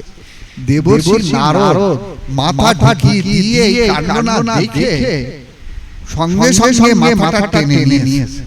কেন? নেই মেয়েদের এই লীলা বড় বোঝা মুশকিল বাবা। এই শেষকালে কোন মেয়ে যদি ভুলে বসে, এই সাধু তুমি এখানে ঢুকেছো কেন? তোমার কি দরকার এখানে? তাহলে উত্তর দেওয়ার কোনো উপায় থাকবে না বাবা। এই মেয়েদের ভাবগতি এক্ষুনি একরকম আবার পরক্ষণে পাল্টে যায়। কি হয়েছে তা ঠিক নেই, দরকার নেই, ভেঙে পড়ি। কিন্তু ওই যে মাথা ঢুকিয়ে দিয়েছে, ওই যাকে কেন্দ্র করে চারিদিকে এই ষোড়শী বালাগণ এত সান্ত্বনা বাক্য দিয়ে তাকে প্রবোধ দিচ্ছে, উনি দেখতে পেয়েছেন। উনি দেখতে পেয়ে করজোড়ে প্রার্থনা জানাচ্ছেন, হে দেবর্ষি আপনি কৃপা করে ক্ষণকাল অপেক্ষা করুন। আপনার মতো সাধু সঙ্গ এই জগতে মানবের জীবনে পরম কল্যাণ আনয়ন করে। সুতরাং আপনি যাবেন না। কেন আমার বৈগুণ্য বৈলক্ষণ্য দশা, আপনি কৃপা করে আমাকে সেই উপদেশ করে কি করে আমি দুঃখের হাত থেকে আমি মুক্তি লাভ করব, আপনি কৃপা করে বলুন। নারদ বলে সর্বনাশ করে একটু বিপদে পড়ে গেলাম। নারদ তখন জিজ্ঞাসা করলেন, আপনি আপনার পরিচয় কি? আর এই যে আপনার দুই পাশে দুইজন যে বৃদ্ধ শয়ন করে আছে, এরা কারা? তখন দেবর্ষি নারদের প্রশ্নেতে এহেন ষোড়শী বালা উত্তর দিলেন, দেখুন আমি ভক্তি দেবী, আর এই যে দুজন বৃদ্ধ শয়ন করে আছে, এই দুজন বৃদ্ধ আর কেউ না, এরা আমার পুত্রদ্বয় জ্ঞান এবং বৈরাগ্য। শুনুন, আমার জন্ম হয়েছিল না দক্ষিণ দেশে, আর আমি বৃদ্ধি প্রাপ্ত হয়েছিলাম কর্ণাটকে। কিন্তু গুজরাটে এসে যেই না প্রবেশ করেছিলাম, এই ভয়ঙ্কর পাষণ্ডিত দল আমাকে মেরে ঠেঙিয়ে না আমাকে জরাগ্রস্ত বানিয়ে দিয়েছে। ভগবানের এই লীলাভূমি শ্রীধাম বৃন্দাবনে এসে উপস্থিত হয়েছে যখন, এই লীলাভূমির প্রভাবেতে আমার পুত্রদ্বয় কিন্তু সেই বৃদ্ধই রয়ে গেল। কিন্তু আমি কোন রকমে পূর্ব অবস্থা ফিরে পেয়েছি। কিন্তু আমার এই পুত্রদ্বয়ের কি করে দুঃখ অপনোদন হবে, আপনি কৃপা করে আমাকে সেই উপদেশ করে আমার এই দুঃখের অবসান ঘটান। এই যখন প্রার্থনা জানালেন, তখন দেবর্ষি নারদ বললেন, আপনি দুঃখ করবেন না। এই কলিকালে আপনাকে আমি সমস্ত ভক্ত হৃদয়েতে প্রতিষ্ঠিত করবই, তবেই আমার নাম ব্রহ্মার পুত্র দেবর্ষি নারদ। জয় দেবর্ষি নারদ সাধু কি জয়, বৈকুণ্ঠ পার্ষদ দেবর্ষি নারদ কি। ওরে বাবা, এই প্রতিজ্ঞা যখন করলেন, সাধুগণ বুঝলেন না তাহলে এর কিছু কল্যাণ হবে। যুবতী পরিচয় দিলেন, উৎপন্না দ্রাবিড়ে শাহং বৃদ্ধিং কর্ণাটকগতা, কোচিন মহারাষ্ট্রে গুর্জরে জীর্ণতাঙ্গতা। হে সাধু বাবা শুনুন, উৎপন্না দ্রাবিড়ে আমার জন্ম হয়েছিল দ্রাবিড় দেশে, তার মানে দক্ষিণ ভারতে। এই জন্য দক্ষিণ ভারতে না সমস্ত শ্রেষ্ঠ আচার্যগণের আবির্ভাব কিন্তু, আর উত্তর ভারত তথা মধ্য ভারত সব ভগবানের আবির্ভাব ক্ষেত্র, তাই না? আমাদের এই পূর্ব ভারতে তার মানে মায়াপুর ধামে স্বয়ং ভগবান অবতীর্ণ হচ্ছেন না, আর কোন ভগবান না, স্বয়ং ভগবান কলিযুগ পাবন অবতারী স্বয়ং গৌর সুন্দর। তাই তো অবতার না কিন্তু অবতারী, ব্রজেন্দ্র নন্দন যে শোষিত হইল সেই বলরাম হইল নিতাই। এ তো কীর্তনে গাইছি আমরা। সুতরাং এ তো আর কেউ না, সেই কলিযুগ পাবন অবতারী বিশ্বপিতা স্বয়ং গৌর সুন্দর এই সবাই পূর্ব ভারতে অবতীর্ণ হয়েছে। এখন আমাদের যত শ্রেষ্ঠ আচার্য, চার আচার্য সবাই কিন্তু দক্ষিণ ভারতে জন্ম, জানেন তো?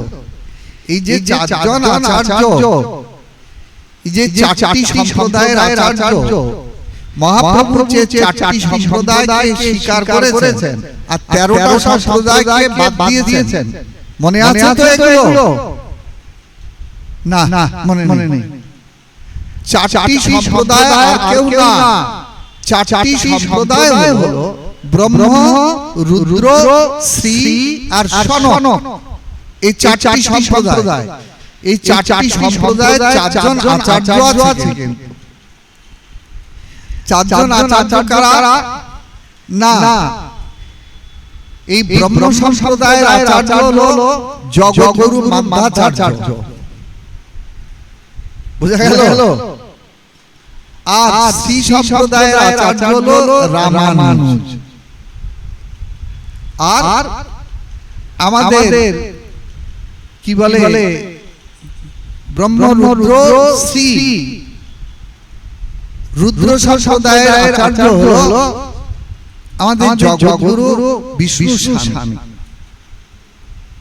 আর আমাদের রুদ্র সম্প্রদায়ের আচার্য হলো আমাদের নিম্বাদিত্য। আর কি বলে ব্রহ্ম, রুদ্র, শ্রী আর সনক। এই সনক সম্প্রদায়ের আচার্য বিষ্ণু স্বামী। এই যে চারজন আচার্যের নামে অনেক সময় আমরা বলি চারটি সম্প্রদায়, কিন্তু না, এটা ভুল। বুঝতে পারছেন? এই যে চারজন আচার্যের নামেতে আমরা বলি এই চারটি সম্প্রদায়, যেমন মধ্বাচার্য সম্প্রদায়, রামানুজ সম্প্রদায়, না, এরা হলেন আচার্য। আর মূল সম্প্রদায় হলো ব্রহ্ম, রুদ্র, শ্রী আর সনক। এই চারটি হলো মূল সম্প্রদায়। আর যে 13টা সম্প্রদায়কে মহাপ্রভু বাদ দিয়েছেন, আউল বাউল কট্টা ভজা নেড়া দরবেশ সাই সহজিয়া সখী ভেগি স্মার্ত জাত গোসাই অতি বাড়ি চূড়াধারী গৌরাঙ্গ নাগরী তোতা কহে এই 13 সর্বনাহি করবে। এই 13টা সম্প্রদায়কে তিনি বাদ দিয়েছেন। এখন এই যে সমস্ত আচার্যগণ তথা 13টা সম্প্রদায়, এই সবাই কিন্তু এই চারটি সম্প্রদায়কে মান্যতা দেন। এই চারটি সম্প্রদায় যে আচার্য, তারা কিন্তু সবাই সব দক্ষিণ ভারতে আবির্ভূত। এই জন্য দক্ষিণ ভারতে সমস্ত আচার্যগণের আবির্ভাব। দেবর্ষি নারদ যখন দেখলেন যে এই ভক্তি দেবীকে জিজ্ঞাসা করলেন এবং জানতে পারলেন এর জন্ম হয়েছে দক্ষিণ ভারতে, তারপরে এই বৃদ্ধি প্রাপ্ত হয়েছে কোথায়? না, কর্ণাটকে। আর এখানে মহারাষ্ট্রে কোথাও ভক্তি দেবীকে যজ্ঞ করে পূজা করেছে। কিন্তু যেই না এসে উপস্থিত হয়েছেন কোথায়? না, গুজরাটের মধ্যে অগ্নি পাশাঙ্গ তাকে মেরে হাত ভেঙে দিয়েছে, একেবারে জরাগ্রস্ত বানিয়ে দিয়েছে।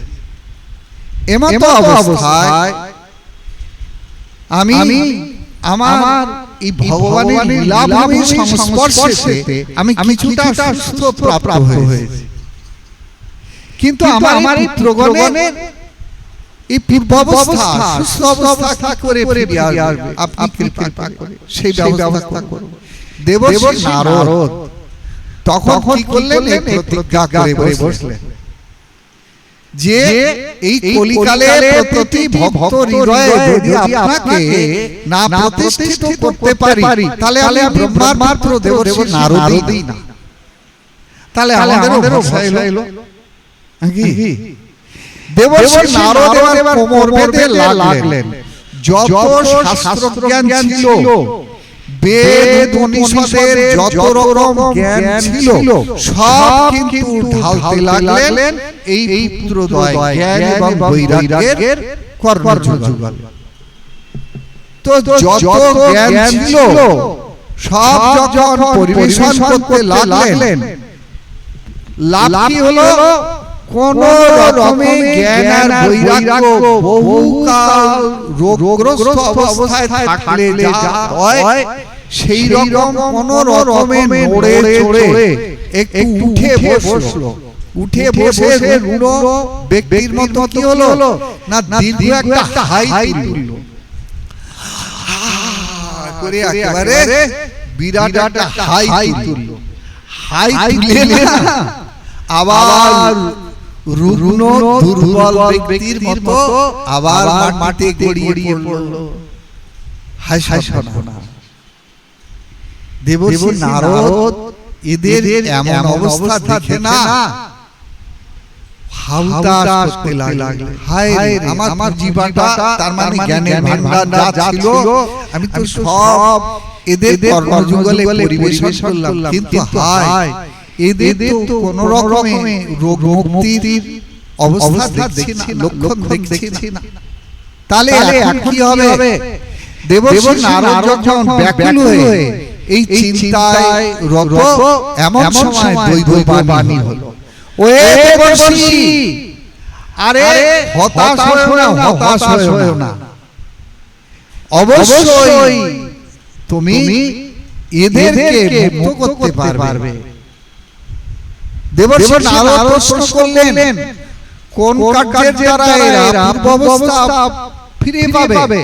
তখন বললেন, সৎকর্মের অনুশীলন করো, সৎকর্মের অনুষ্ঠান করো, সৎকর্মের মধ্যে দিয়ে এরা পূর্বাবস্থা ফিরে পাবে। দেবর্ষি নারদ প্রশ্ন করলেন, সৎকর্মটা কি? তখন আবার উত্তর এলো, সৎকর্ম আর কিছু না, সৎকর্ম একমাত্র সাধুরা বলে দেবে সৎকর্ম কি। এই যখন দেখিও না অর্ডিনারি দেখিও না, অর্ডিনারি দেখাতে হবে না। এখন এই সৎকর্ম কি এই যখন প্রশ্ন করলো তখন শুনিয়ে দিল দৈব বাণীতে যে সৎকর্ম কি এটা সাধুরাই বলে দেবে। দেবর্ষি নারদ তখন ওদেরকে যমুনা তীরে ওইভাবে সাইতো রেখে শ্রেষ্ঠ তীর্থে সাধুগণের কাছে দৌড়লেন। এমন কোন সাধু দেবর্ষি নারদকে আসতে দেখে ভয় পালিয়ে গেল। কোন সাধুকে যখন গিয়ে জিজ্ঞাসা করলেন তখন সাধুরা উত্তর দিল, হে দেবর্ষিপাদ, আপনি বলতে পারছেন না, বুঝতে পারছেন না, আর আমরা কি করে বুঝতে পারবো, বলতে পারবো সৎকর্ম কি? এই করে দেবর্ষি নারদ সমস্ত তীর্থ ভ্রমণ করতে লাগলো, কিন্তু কোন সাধু তাকে উত্তর দিতে পারল না যে সৎকর্ম কি। তখন দেবর্ষি নারদ মনে মনে সংকল্প করলো, সৎকর্ম কি আমি সাধনা করেছি, কিন্তু সাধনা করব কোথায়? সাধনা করবার জন্য একটা নিরিবিলি জায়গা দরকার। এই জন্য নিরিবিলি জায়গার উপরে চিন্তা করতে করতে মাথায় এলো একমাত্র নিরিবিলি জায়গা হলো বদরিকা আশ্রম। তাই আমি বদরিকা আশ্রমে এসেছি। আমি সাধনার মধ্যে দিয়ে জেনে নেব যে সৎকর্ম কি। এই কথা শুনেই চতুষ্পদ হো করে হেসে পড়লেন। আরে শোনো, সৎকর্ম কি আমরা বলছি, এসো তোমাকে ছটফট করে পৃথিবী ভ্রমণ করতে হবে না, এসো সৎকর্ম কি আমরা বলছি। সৎকর্ম কি? আরে সৎকর্ম একমাত্র এই জগতে ভগবানের অমৃতময় গুণগাথা, ভগবানের নাম রূপ গুণ লীলা কথা শ্রবণ কীর্তন স্মরণ মননই হলো সৎকর্ম। সেই সৎকর্মের অনুষ্ঠান কোথায় হবে? এই তখন সেই দেবর্ষি নারদ এহেন সৎকর্মের অনুষ্ঠান রূপে সর্বশ্রেষ্ঠ ক্ষেত্র দেখলেন। কোথায়?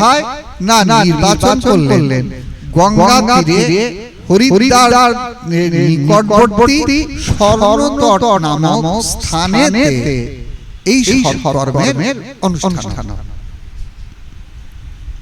এই সৎকর্মের অনুষ্ঠান যখন আয়োজন হবে তখন চারিদিকে পৃথিবীতে সাড়া পড়ে গেল। ত্রিলোকের যত শ্রেষ্ঠ শ্রোতৃমণ্ডলী, আমাদের মতো এইটুকু না, ত্রিলোকের সর্বশ্রেষ্ঠ শ্রোতৃমণ্ডলী এই কথা শোনার জন্য নিমন্ত্রিত হয়ে সবাই চলে এলেন, নিজ নিজ আসন গ্রহণ করলেন। সেই ভাগবতী কথামৃত শ্রবণ করতে লাগলেন একাগ্র চিত্তে। আর একাগ্র চিত্তে যখন সেই সভাভাবে সনত কুমার এই কথা কীর্তন করতে লাগলেন, এমন সময় সেই কথার প্রভাবে সেইখানে আবির্ভূত হলেন ভক্তি দেবী। জয় ভক্তি মহারানী কি। ভক্তি দেবী নাচতে নাচতে কীর্তন করতে করতে সেই সভাভাবে প্রবেশ করলেন। শ্রোতৃমণ্ডলীর মধ্যে গুঞ্জন উঠল, ইনি আবার কে? ইনি কোথা থেকে এলেন? আর এর সঙ্গে দুইজন যুবক কোথা থেকে এলো রে বাবা? হ্যাঁ, এই তখন সেই ভক্তি দেবী সভাভাবে দাঁড়িয়ে এহেন বক্তা ওই সনত কুমারকে প্রশ্ন করলেন যে একবার কলির পাষণ্ডগণ আমাকে ভয়ঙ্কর প্রহার করে আমাকে একেবারে বিদ্ধ জরাগ্রস্ত অবস্থা সৃষ্টি করেছে। আর যাতে এই কলির পাষণ্ডগণের হাতে এইভাবে আমাকে লাঞ্ছিত না হতে হয়, আমাকে তেমন একটা জায়গা আপনি নির্ণয় করে দিন। তখন সনত কুমার জানেন যে ভক্তির মহিমা কি। সনত কুমার বললেন, এই যে ভাগবত সভায় বসে আছে, ভাগবত কথা শ্রবণ কীর্তনকারী স্মরণ মননকারী ভক্তবৃন্দ, আপনি সুখ পেতে এই সমস্ত ভক্ত হৃদয়েতে প্রবেশ করুন, তাহলে কলির পাষণ্ডগণ আপনাকে আর দেখতে পাবেন। তার মানে ভক্তি দেবী কোথায় বসলেন, কোথায় প্রবেশ করলেন? মনে রাখবেন, এই ভাগবত কথা শ্রবণকারী ভক্ত হৃদয়েতে প্রবিষ্ট হয়ে যখন বৈকুণ্ঠাধিপতি ভগবান শ্রী নারায়ণের জন্য তিনি প্রত্যেক ভক্ত হৃদয়েতে আসন রচনা করলেন, এই সময় বৈকুণ্ঠাধিপতি বিশ্বপিতা ভগবান শ্রীহরি এইটা দর্শন করে বৈকুণ্ঠ ভূমি পরিত্যাগ করে সঙ্গে সঙ্গে এসে এহেন ভাগবত সভায় শঙ্খ চক্র গদা পদ্ম মূর্তিধারী রূপে আবির্ভূত হলেন। জয় বৈকুণ্ঠাধিপতি ভগবান কি। বৈকুণ্ঠাধিপতি ভগবান ভক্তি দেবী রচিত আসনকে লক্ষ্য করে পরমানন্দে তাই ভাগবত শ্রবণকারী প্রত্যেকটি ভক্ত হৃদয়েতে প্রবেশ করলেন। আর এই কথাটা দেখেই না ধ্যাননেত্রে মহামুনি বেদব্যাস তাই কিন্তু ভাগবতের দ্বিতীয় শ্লোকে এই কথাটাই বর্ণনা দিয়েছেন। কি না, ভাগবতের দ্বিতীয় শ্লোক আমরা শুনেছি না, ধর্ম প্রজ্জিত কৈতবব্র পরম নির্মৎসরণাং শতাং বেদং বাস্তবমন্ত্র বস্তু শিবদং তাপপ্রয়ণ মূলনম শ্রীমদ্ ভাগবতে মহামুনি কৃতে কিংবা পরৈশ্বর সদ্য অবরুদ্ধত্র কৃতিবি শুশ্রূষিবি তৎসনাৎ। এই যে যারা আপনারা ভাগবত সভায় বসে আছেন, আপনারা সকালবেলা যেই না সংকল্প করেছেন যে আজকে সন্ধ্যায় ভজনাশ্রমে যাব, এই ভাগবতী কথামৃত শ্রবণ করব, এই রকম সংকল্প যেই না সকালবেলা যে যে ভক্তগণ সংকল্প করেছেন, সঙ্গে সঙ্গে মহামুনি বেদব্যাস ধ্যাননেত্রে দেখছেন যে ভগবান বৈকুণ্ঠাধিপতি বিশ্বপিতা নারায়ণ এই সংকল্পকারী ভক্তের হৃদয় ক্ষেত্রকে আশ্রয় করে চুপটি করে প্রবেশ করবেন। বলো রাধে রাধে। এই জন্য মনে রাখবেন, কেউ জবরদস্তি এসে এখানে বসতে পারবেন না। যদি কেউ প্ররোচনাতে আসেন, এসে বসেন, তাহলে কিন্তু বেশিক্ষণ থাকতে পারবেন। যেমন মৌচাকের মৌমাছিকে যদি তাকে বিষ্ঠার জায়গায় নিয়ে হাজির করা যায়, তাহলে ও তো থাকবে না। ওরে বলে বাবা, ওরে বাবা মরেছি, কোথায় এলাম রে বাবা। আবার মৌচাকের এই কি বলে বিষ্ঠার যে মাছি মক্ষিকা, ওকে যদি মৌচাকে মধুতে লাগিয়ে দেয়, থাকবে? ও বলে সর্বনাশ, এ তো মেরে ফেলার যুক্তি করেছে আমাকে, আমি কখনো মধু খাবো না। ও ওখান থেকে পালিয়ে কোথায় আছে বিষ্ঠার ভান্ডার, সেখানে চলে যাবে নাকি? ঠিক সেই প্রকার কেউ যদি জবরদস্তি কারুর রচনায় এখানে আসেন, প্রায়শই সে অন্যমনস্ক হবে, কিংবা কিছু সময় শুনে টেনে বললেন দুধ তেরিকা ছোট মাথায় খুব দিতে ঢুকছে না বাবা, পালাই, ও পালিয়ে যাবে। এই কারণে এই ভাগবত কথার শ্রোতা কারা? আপনি আমি কেউ না। ভাগবত কথার শ্রোতা মনে রাখবেন, ভাগবত কথার শ্রোতা হলেন বিশ্বপিতা ভগবান শ্রীহরি। কোথায় বসে শোনেন না? শুদ্ধ ভক্ত হৃদয় ক্ষেত্রে যেখানে ভক্তি দেবী তার জন্য আসন রচনা করেছেন, সেই শুদ্ধ ভক্ত হৃদয়ে প্রবেশ করে ভগবান এই ভগবানের কথা, এই নাম রূপ গুণ লীলা কথা তিনি শ্রবণ করেন, তিনি বক্তা, তিনি শ্রোতা। এই জগতের কোন দেহ মন অভিমানী মানুষ এই কথার বক্তাও হতে পারে না, শ্রোতাও হতে পারে না। বুঝতে পারছেন? আসুন, এই কারণে ভগবান বৈকুণ্ঠ পরিত্যাগ করে যখন এই শুদ্ধ ভক্ত হৃদয় ক্ষেত্রকে আশ্রয় করে বসলেন, আর এই সময়ে এইখানে সাক্ষাৎ রূপে ভগবানের এই আবির্ভাব প্রসঙ্গেতে সবাই ধন্য হলো। ভক্ত হৃদয় ক্ষেত্র ভগবানের আবির্ভাবে যেন সর্বোত্তম ক্ষেত্র রূপে আনন্দময় ধাম বৈকুণ্ঠ ভূমিতে পরিণত হলো। আর এইখানেই আমাদের পদকর্তাগণ কীর্তন করেছেন, যেদিন গৃহে ভজন দেখি গৃহেতে গোলক ভায়, চরণ শিশু দেখিয়া গঙ্গা সুতনা সীমা পায়। এই কারণে এই ভাগবতী সভা পরমানন্দে ভগবানের উপস্থিতিতে আনন্দঘন বিগ্রহ শ্রী গোবিন্দের উপস্থিতিতে এই পরমানন্দময় হয়ে উঠল।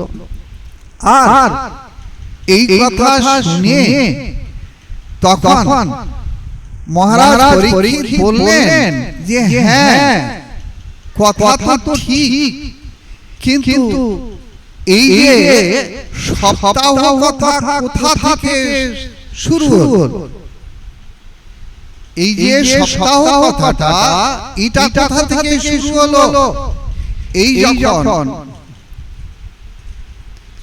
প্রশ্ন করলেন ভাগবতের দ্বিতীয় অধিবেশন ক্ষেত্রে শৌনকাদি ঋষিগণের মধ্যে অন্যতম শৌনক ঋষি তখন এই প্রশ্নের উত্তর দিতে গিয়ে মহামুনি সুত গোস্বামী পাদ যে ভাগবতের যে চারটি অধিবেশন হয়েছিল আমরা শুনলাম, তার প্রথম অধিবেশন শুনলাম কলি 30 বছর আয়ু অতিবাহিত হলে পরীক্ষিত মহারাজ যখন ব্রহ্মশাপে অভিশপ্ত হলেন, এই সভায় সেখানে সুখদেব গোস্বামী এসে উপস্থিত হয়েছিলেন। আর সুখদেব গোস্বামী যখন এই ভাগবত সভা যখন প্রতিশ্রুতি দিলেন, মহারাজ আপনি এখানে 7 দিন বসে শুনুন, আপনাকে অভয় চরণ কমলে বিশ্বপিতা গোবিন্দের চরণে পৌঁছে দিয়ে তারপরে আমি যাব। হ্যাঁ, 7 দিন শেষ হয়ে গেল। মহারাজ পরীক্ষিতের এই অমৃতময় কথা শুনলেন। পরীক্ষিত মহারাজকে জিজ্ঞাসা করলেন, মহামুনি সুখদেব গোস্বামী মহারাজ আপনি একাগ্রচিত্তে শুনেছেন তো? বলে হ্যাঁ শুনেছি। আপনার আর কি মৃত্যু ভয় আছে? আপনি কি সকল রোগ থেকে মুক্তি লাভ করেছেন? তখন পরীক্ষিত মহারাজ উত্তর দিলেন, হ্যাঁ হে জগৎগুরু সুখদেব গোস্বামী, আপনি আমাকে ভাগবতের মধ্যে ভগবানের যে অমৃতময় চরণ দর্শন করিয়েছেন, ওই চরণেতে আমি জ্ঞান বিজ্ঞান নিষ্ঠাযুক্ত হয়েছি, আর আমি তক্ষক রূপে মৃত্যু থেকে ভীত সন্ত্রস্ত নই। ভগবান তক্ষকাদিভ্যো মৃত্যুভ্যো বিভেভ্যহম প্রবিষ্ট ব্রহ্ম নির্মাণ ভয়ং দর্শিতং ত্বা। আপনি যে ভগবান শ্রীহরি অভয় চরণ কমলের মাধুর্য দর্শন করিয়েছেন, সেই চরণেতে আমি জ্ঞান বিজ্ঞান নিষ্ঠাযুক্ত হয়েছি, আর আমি মৃত্যুরূপী তক্ষক থেকে ভীত সন্ত্রস্ত নই। এবার আপনি অনুমতি করলেই আমি চলে যাব আমার অভিলাষিত স্থানে বিশ্বপিতা গোবিন্দের চরণে। আপনি অনুমতি করলেই আমি চলে যাব। অনুচারী মাং ব্রহ্ম বাচং যচ্ছামোৎসজে মুক্ত কামাশয়ং চেত প্রবেশো বিসৃজাম্যশোষণ। হে গুরুদেব, আপনি অনুমতি করলেই আমার অভিলাষিত স্থান বিশ্বপিতা গোবিন্দের চরণে আমি যাত্রা করি। আমি এই জগতের সকল প্রকার আসক্তির বন্ধন থেকে আমি মুক্তি লাভ করেছি। আপনি যে বিশ্বপিতা ভগবান শ্রী গোবিন্দের অভয় চরণ কমল দর্শন করিয়েছেন, এতে আমি জ্ঞান বিজ্ঞান যুক্ত নিষ্ঠা লাভ করেছি, আর সেই প্রভাবেতে আমি এই অভয় চরণ কমলে পৌঁছে যাই। আপনি অনুমতি করলে আমি চলে যাব। এখন সমাগত সত্রীমণ্ডলী তারা দেখলেন, হায় এই সুখদেব গোস্বামী তো অন্যত্র চলে যাবেন, মহারাজ পরীক্ষিত চলে যাচ্ছেন তার অভিলাষিত বিশ্বপিতা গোবিন্দের চরণে। তাহলে আমরা এই ভাগবতী অমৃত পরবর্তীকালে কোথায় আস্বাদন করবার সৌভাগ্য লাভ করব? কে আমাদের এই ভাগবতী অমৃত আস্বাদন করাবে? তখন সমস্বরে সবাই মিলে প্রশ্ন করলেন জগৎগুরু সুখদেব গোস্বামীর চরণে, হে জগৎগুরু সুখদেব গোস্বামী, আমরা পরবর্তীকালে ভাগবতী অমৃত আমরা কোথায় আস্বাদন করবার সৌভাগ্য লাভ করব? কে আমাদেরকে এই ভাগবতী অমৃত আস্বাদন করাবে? মহামুনি সুখদেব গোস্বামী অঙ্গুলি নির্দেশ করে বললেন, ওই যে কোণায় বসে উৎকর্ষ হয়ে আমার কথিত ভাগবতী কথামৃত শ্রবণ করছে, ওর শ্রবণ পিপাসা লক্ষ্য করে আমি আশীর্বাদ করছি, আমার কথিত ভাগবত ওর মধ্যে সব স্ফূর্তি লাভ করুক।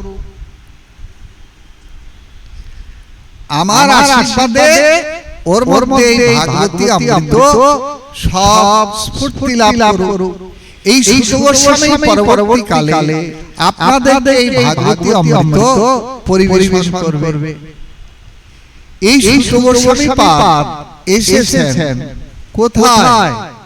না এসেছেন ভাগবতের দ্বিতীয় অধিবেশন ক্ষেত্র নৈমিষারণ্য ক্ষেত্রেতে এই ভাগবতী কথা শুনবার জন্য এই সুত গোস্বামী পাদ যখন এসে উপস্থিত হয়েছেন এই ৮৮,০০০ মুনি ঋষি সেখানে সমাগম। ৮৮,০০০ মুনি ঋষির মধ্যে যখন এই সুত গোস্বামী পাদ এসে উপস্থিত হলেন, এই সুত গোস্বামী পাদকে লক্ষ্য করে এই ৮৮,০০০ মুনি ঋষির মধ্যে অন্যতম শৌনক ঋষি, তিনি ওই সুত গোস্বামী পাদকে লক্ষ্য করে প্রশ্ন করলেন। কি প্রশ্ন? অজ্ঞানধান্ত বিধ্বস্ত কোটি সূর্য সমপ্রভ সুতাখাই কথাসার মম কর্ণ রসায়নম। অজ্ঞানধান্ত বিধ্বস্ত কোটি সূর্য সমপ্রভ, হে সুত, তোমার দর্শনটা আমাদের কাছে যেন কোটি সূর্যের শোভায় সমুদ্ভাসিত বলে আমাদের মনে হচ্ছে। কেন? জগতের সমস্ত অন্ধকার তোমার দর্শনেতে সব আলোকিত হয়ে গেছে। জগতের তিনটি অন্ধকার শাস্ত্রে বর্ণনা আছে। প্রথম রাত্রির অন্ধকার হলো ব্রহ্মরাত্রির অন্ধকার। এই ব্রহ্মরাত্রির অন্ধকারের পরিচয়টা যারা গীতা পাঠ করেন তারা অবশ্যই জানেন।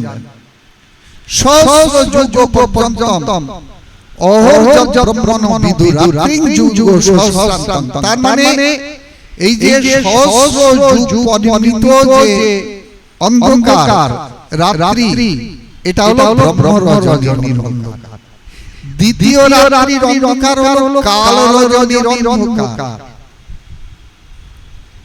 কিন্তু এই দুটো রাত্রি আবার সকাল হয়, আবার নিজ নিজ কর্মের জগতে প্রবেশ করে। কিন্তু শেষ অন্ধকার সেটা কি না, জীবের হৃদয় গুহার যে অজ্ঞানতার অন্ধকার। এই অজ্ঞানতার অন্ধকার কেউ দূরীভূত হয় না। গগনে যদি কোটি সূর্য সমুদ্ভাসিত হয়, তথাপি কিন্তু অজ্ঞানতার অন্ধকার এই যে রাত্রির অন্ধকার, এই অজ্ঞানতার অন্ধকার দূরীভূত হয় না। কিন্তু হে সুত, তোমার দর্শন পাওয়ার সাথে সাথে আমাদের হৃদয়ে সেই অজ্ঞানতার অন্ধকার দূরীভূত হয়ে গেছে। এই জন্য আমরা তোমাকে আশ্রমে না, সাধারণ অতিথি রূপে তোমাকে আমরা গ্রহণ করছি না। তোমাকে আমরা এই আশ্রমে আমরা সাক্ষাৎ আচার্যের ভূমিকায় গ্রহণ করছি। সুতরাং বুঝেছি তুমি কোনো সাধারণ ব্যক্তিত্ব নও। কেন না, যেহেতু আমাদের হৃদয়ে অজ্ঞানতার অন্ধকার দূরীভূত হয়ে গেছে, এই জন্য তোমাকে দেখে আমরা বুঝতে পেরেছি তুমি কোনো সাধারণ ব্যক্তিত্ব নও। হ্যাঁ, করো, শুরু করো। সাধারণ ব্যক্তিত্ব নও। এই কারণে আমরা তোমাকে আচার্য পদে বরণ করছি। আর এই প্রসঙ্গে আমাদের কিছু প্রশ্ন আছে, এই প্রশ্নগুলোর উত্তর দেবে। সুতাখাই কথাসারং মম কর্ণ রসায়নম। কি সার কথা সুত গোস্বামী পাদ বলেন, আমরা আরতি পরে শুনবো সেটা। আরতি পরে কিন্তু আমাদের আরো সময় থাকছে 8:30 পর্যন্ত। আমরা যদিও 9টা পর্যন্ত শুনবো বলে সংকল্প করা, কিন্তু আমরা 8:30তেই শেষ করে দেব। কারণ দেখছেন তো আপনারা এই নেটেতে চলে যাচ্ছেন, এই যে ক্যামেরা ফিট করা আছে না, এই সব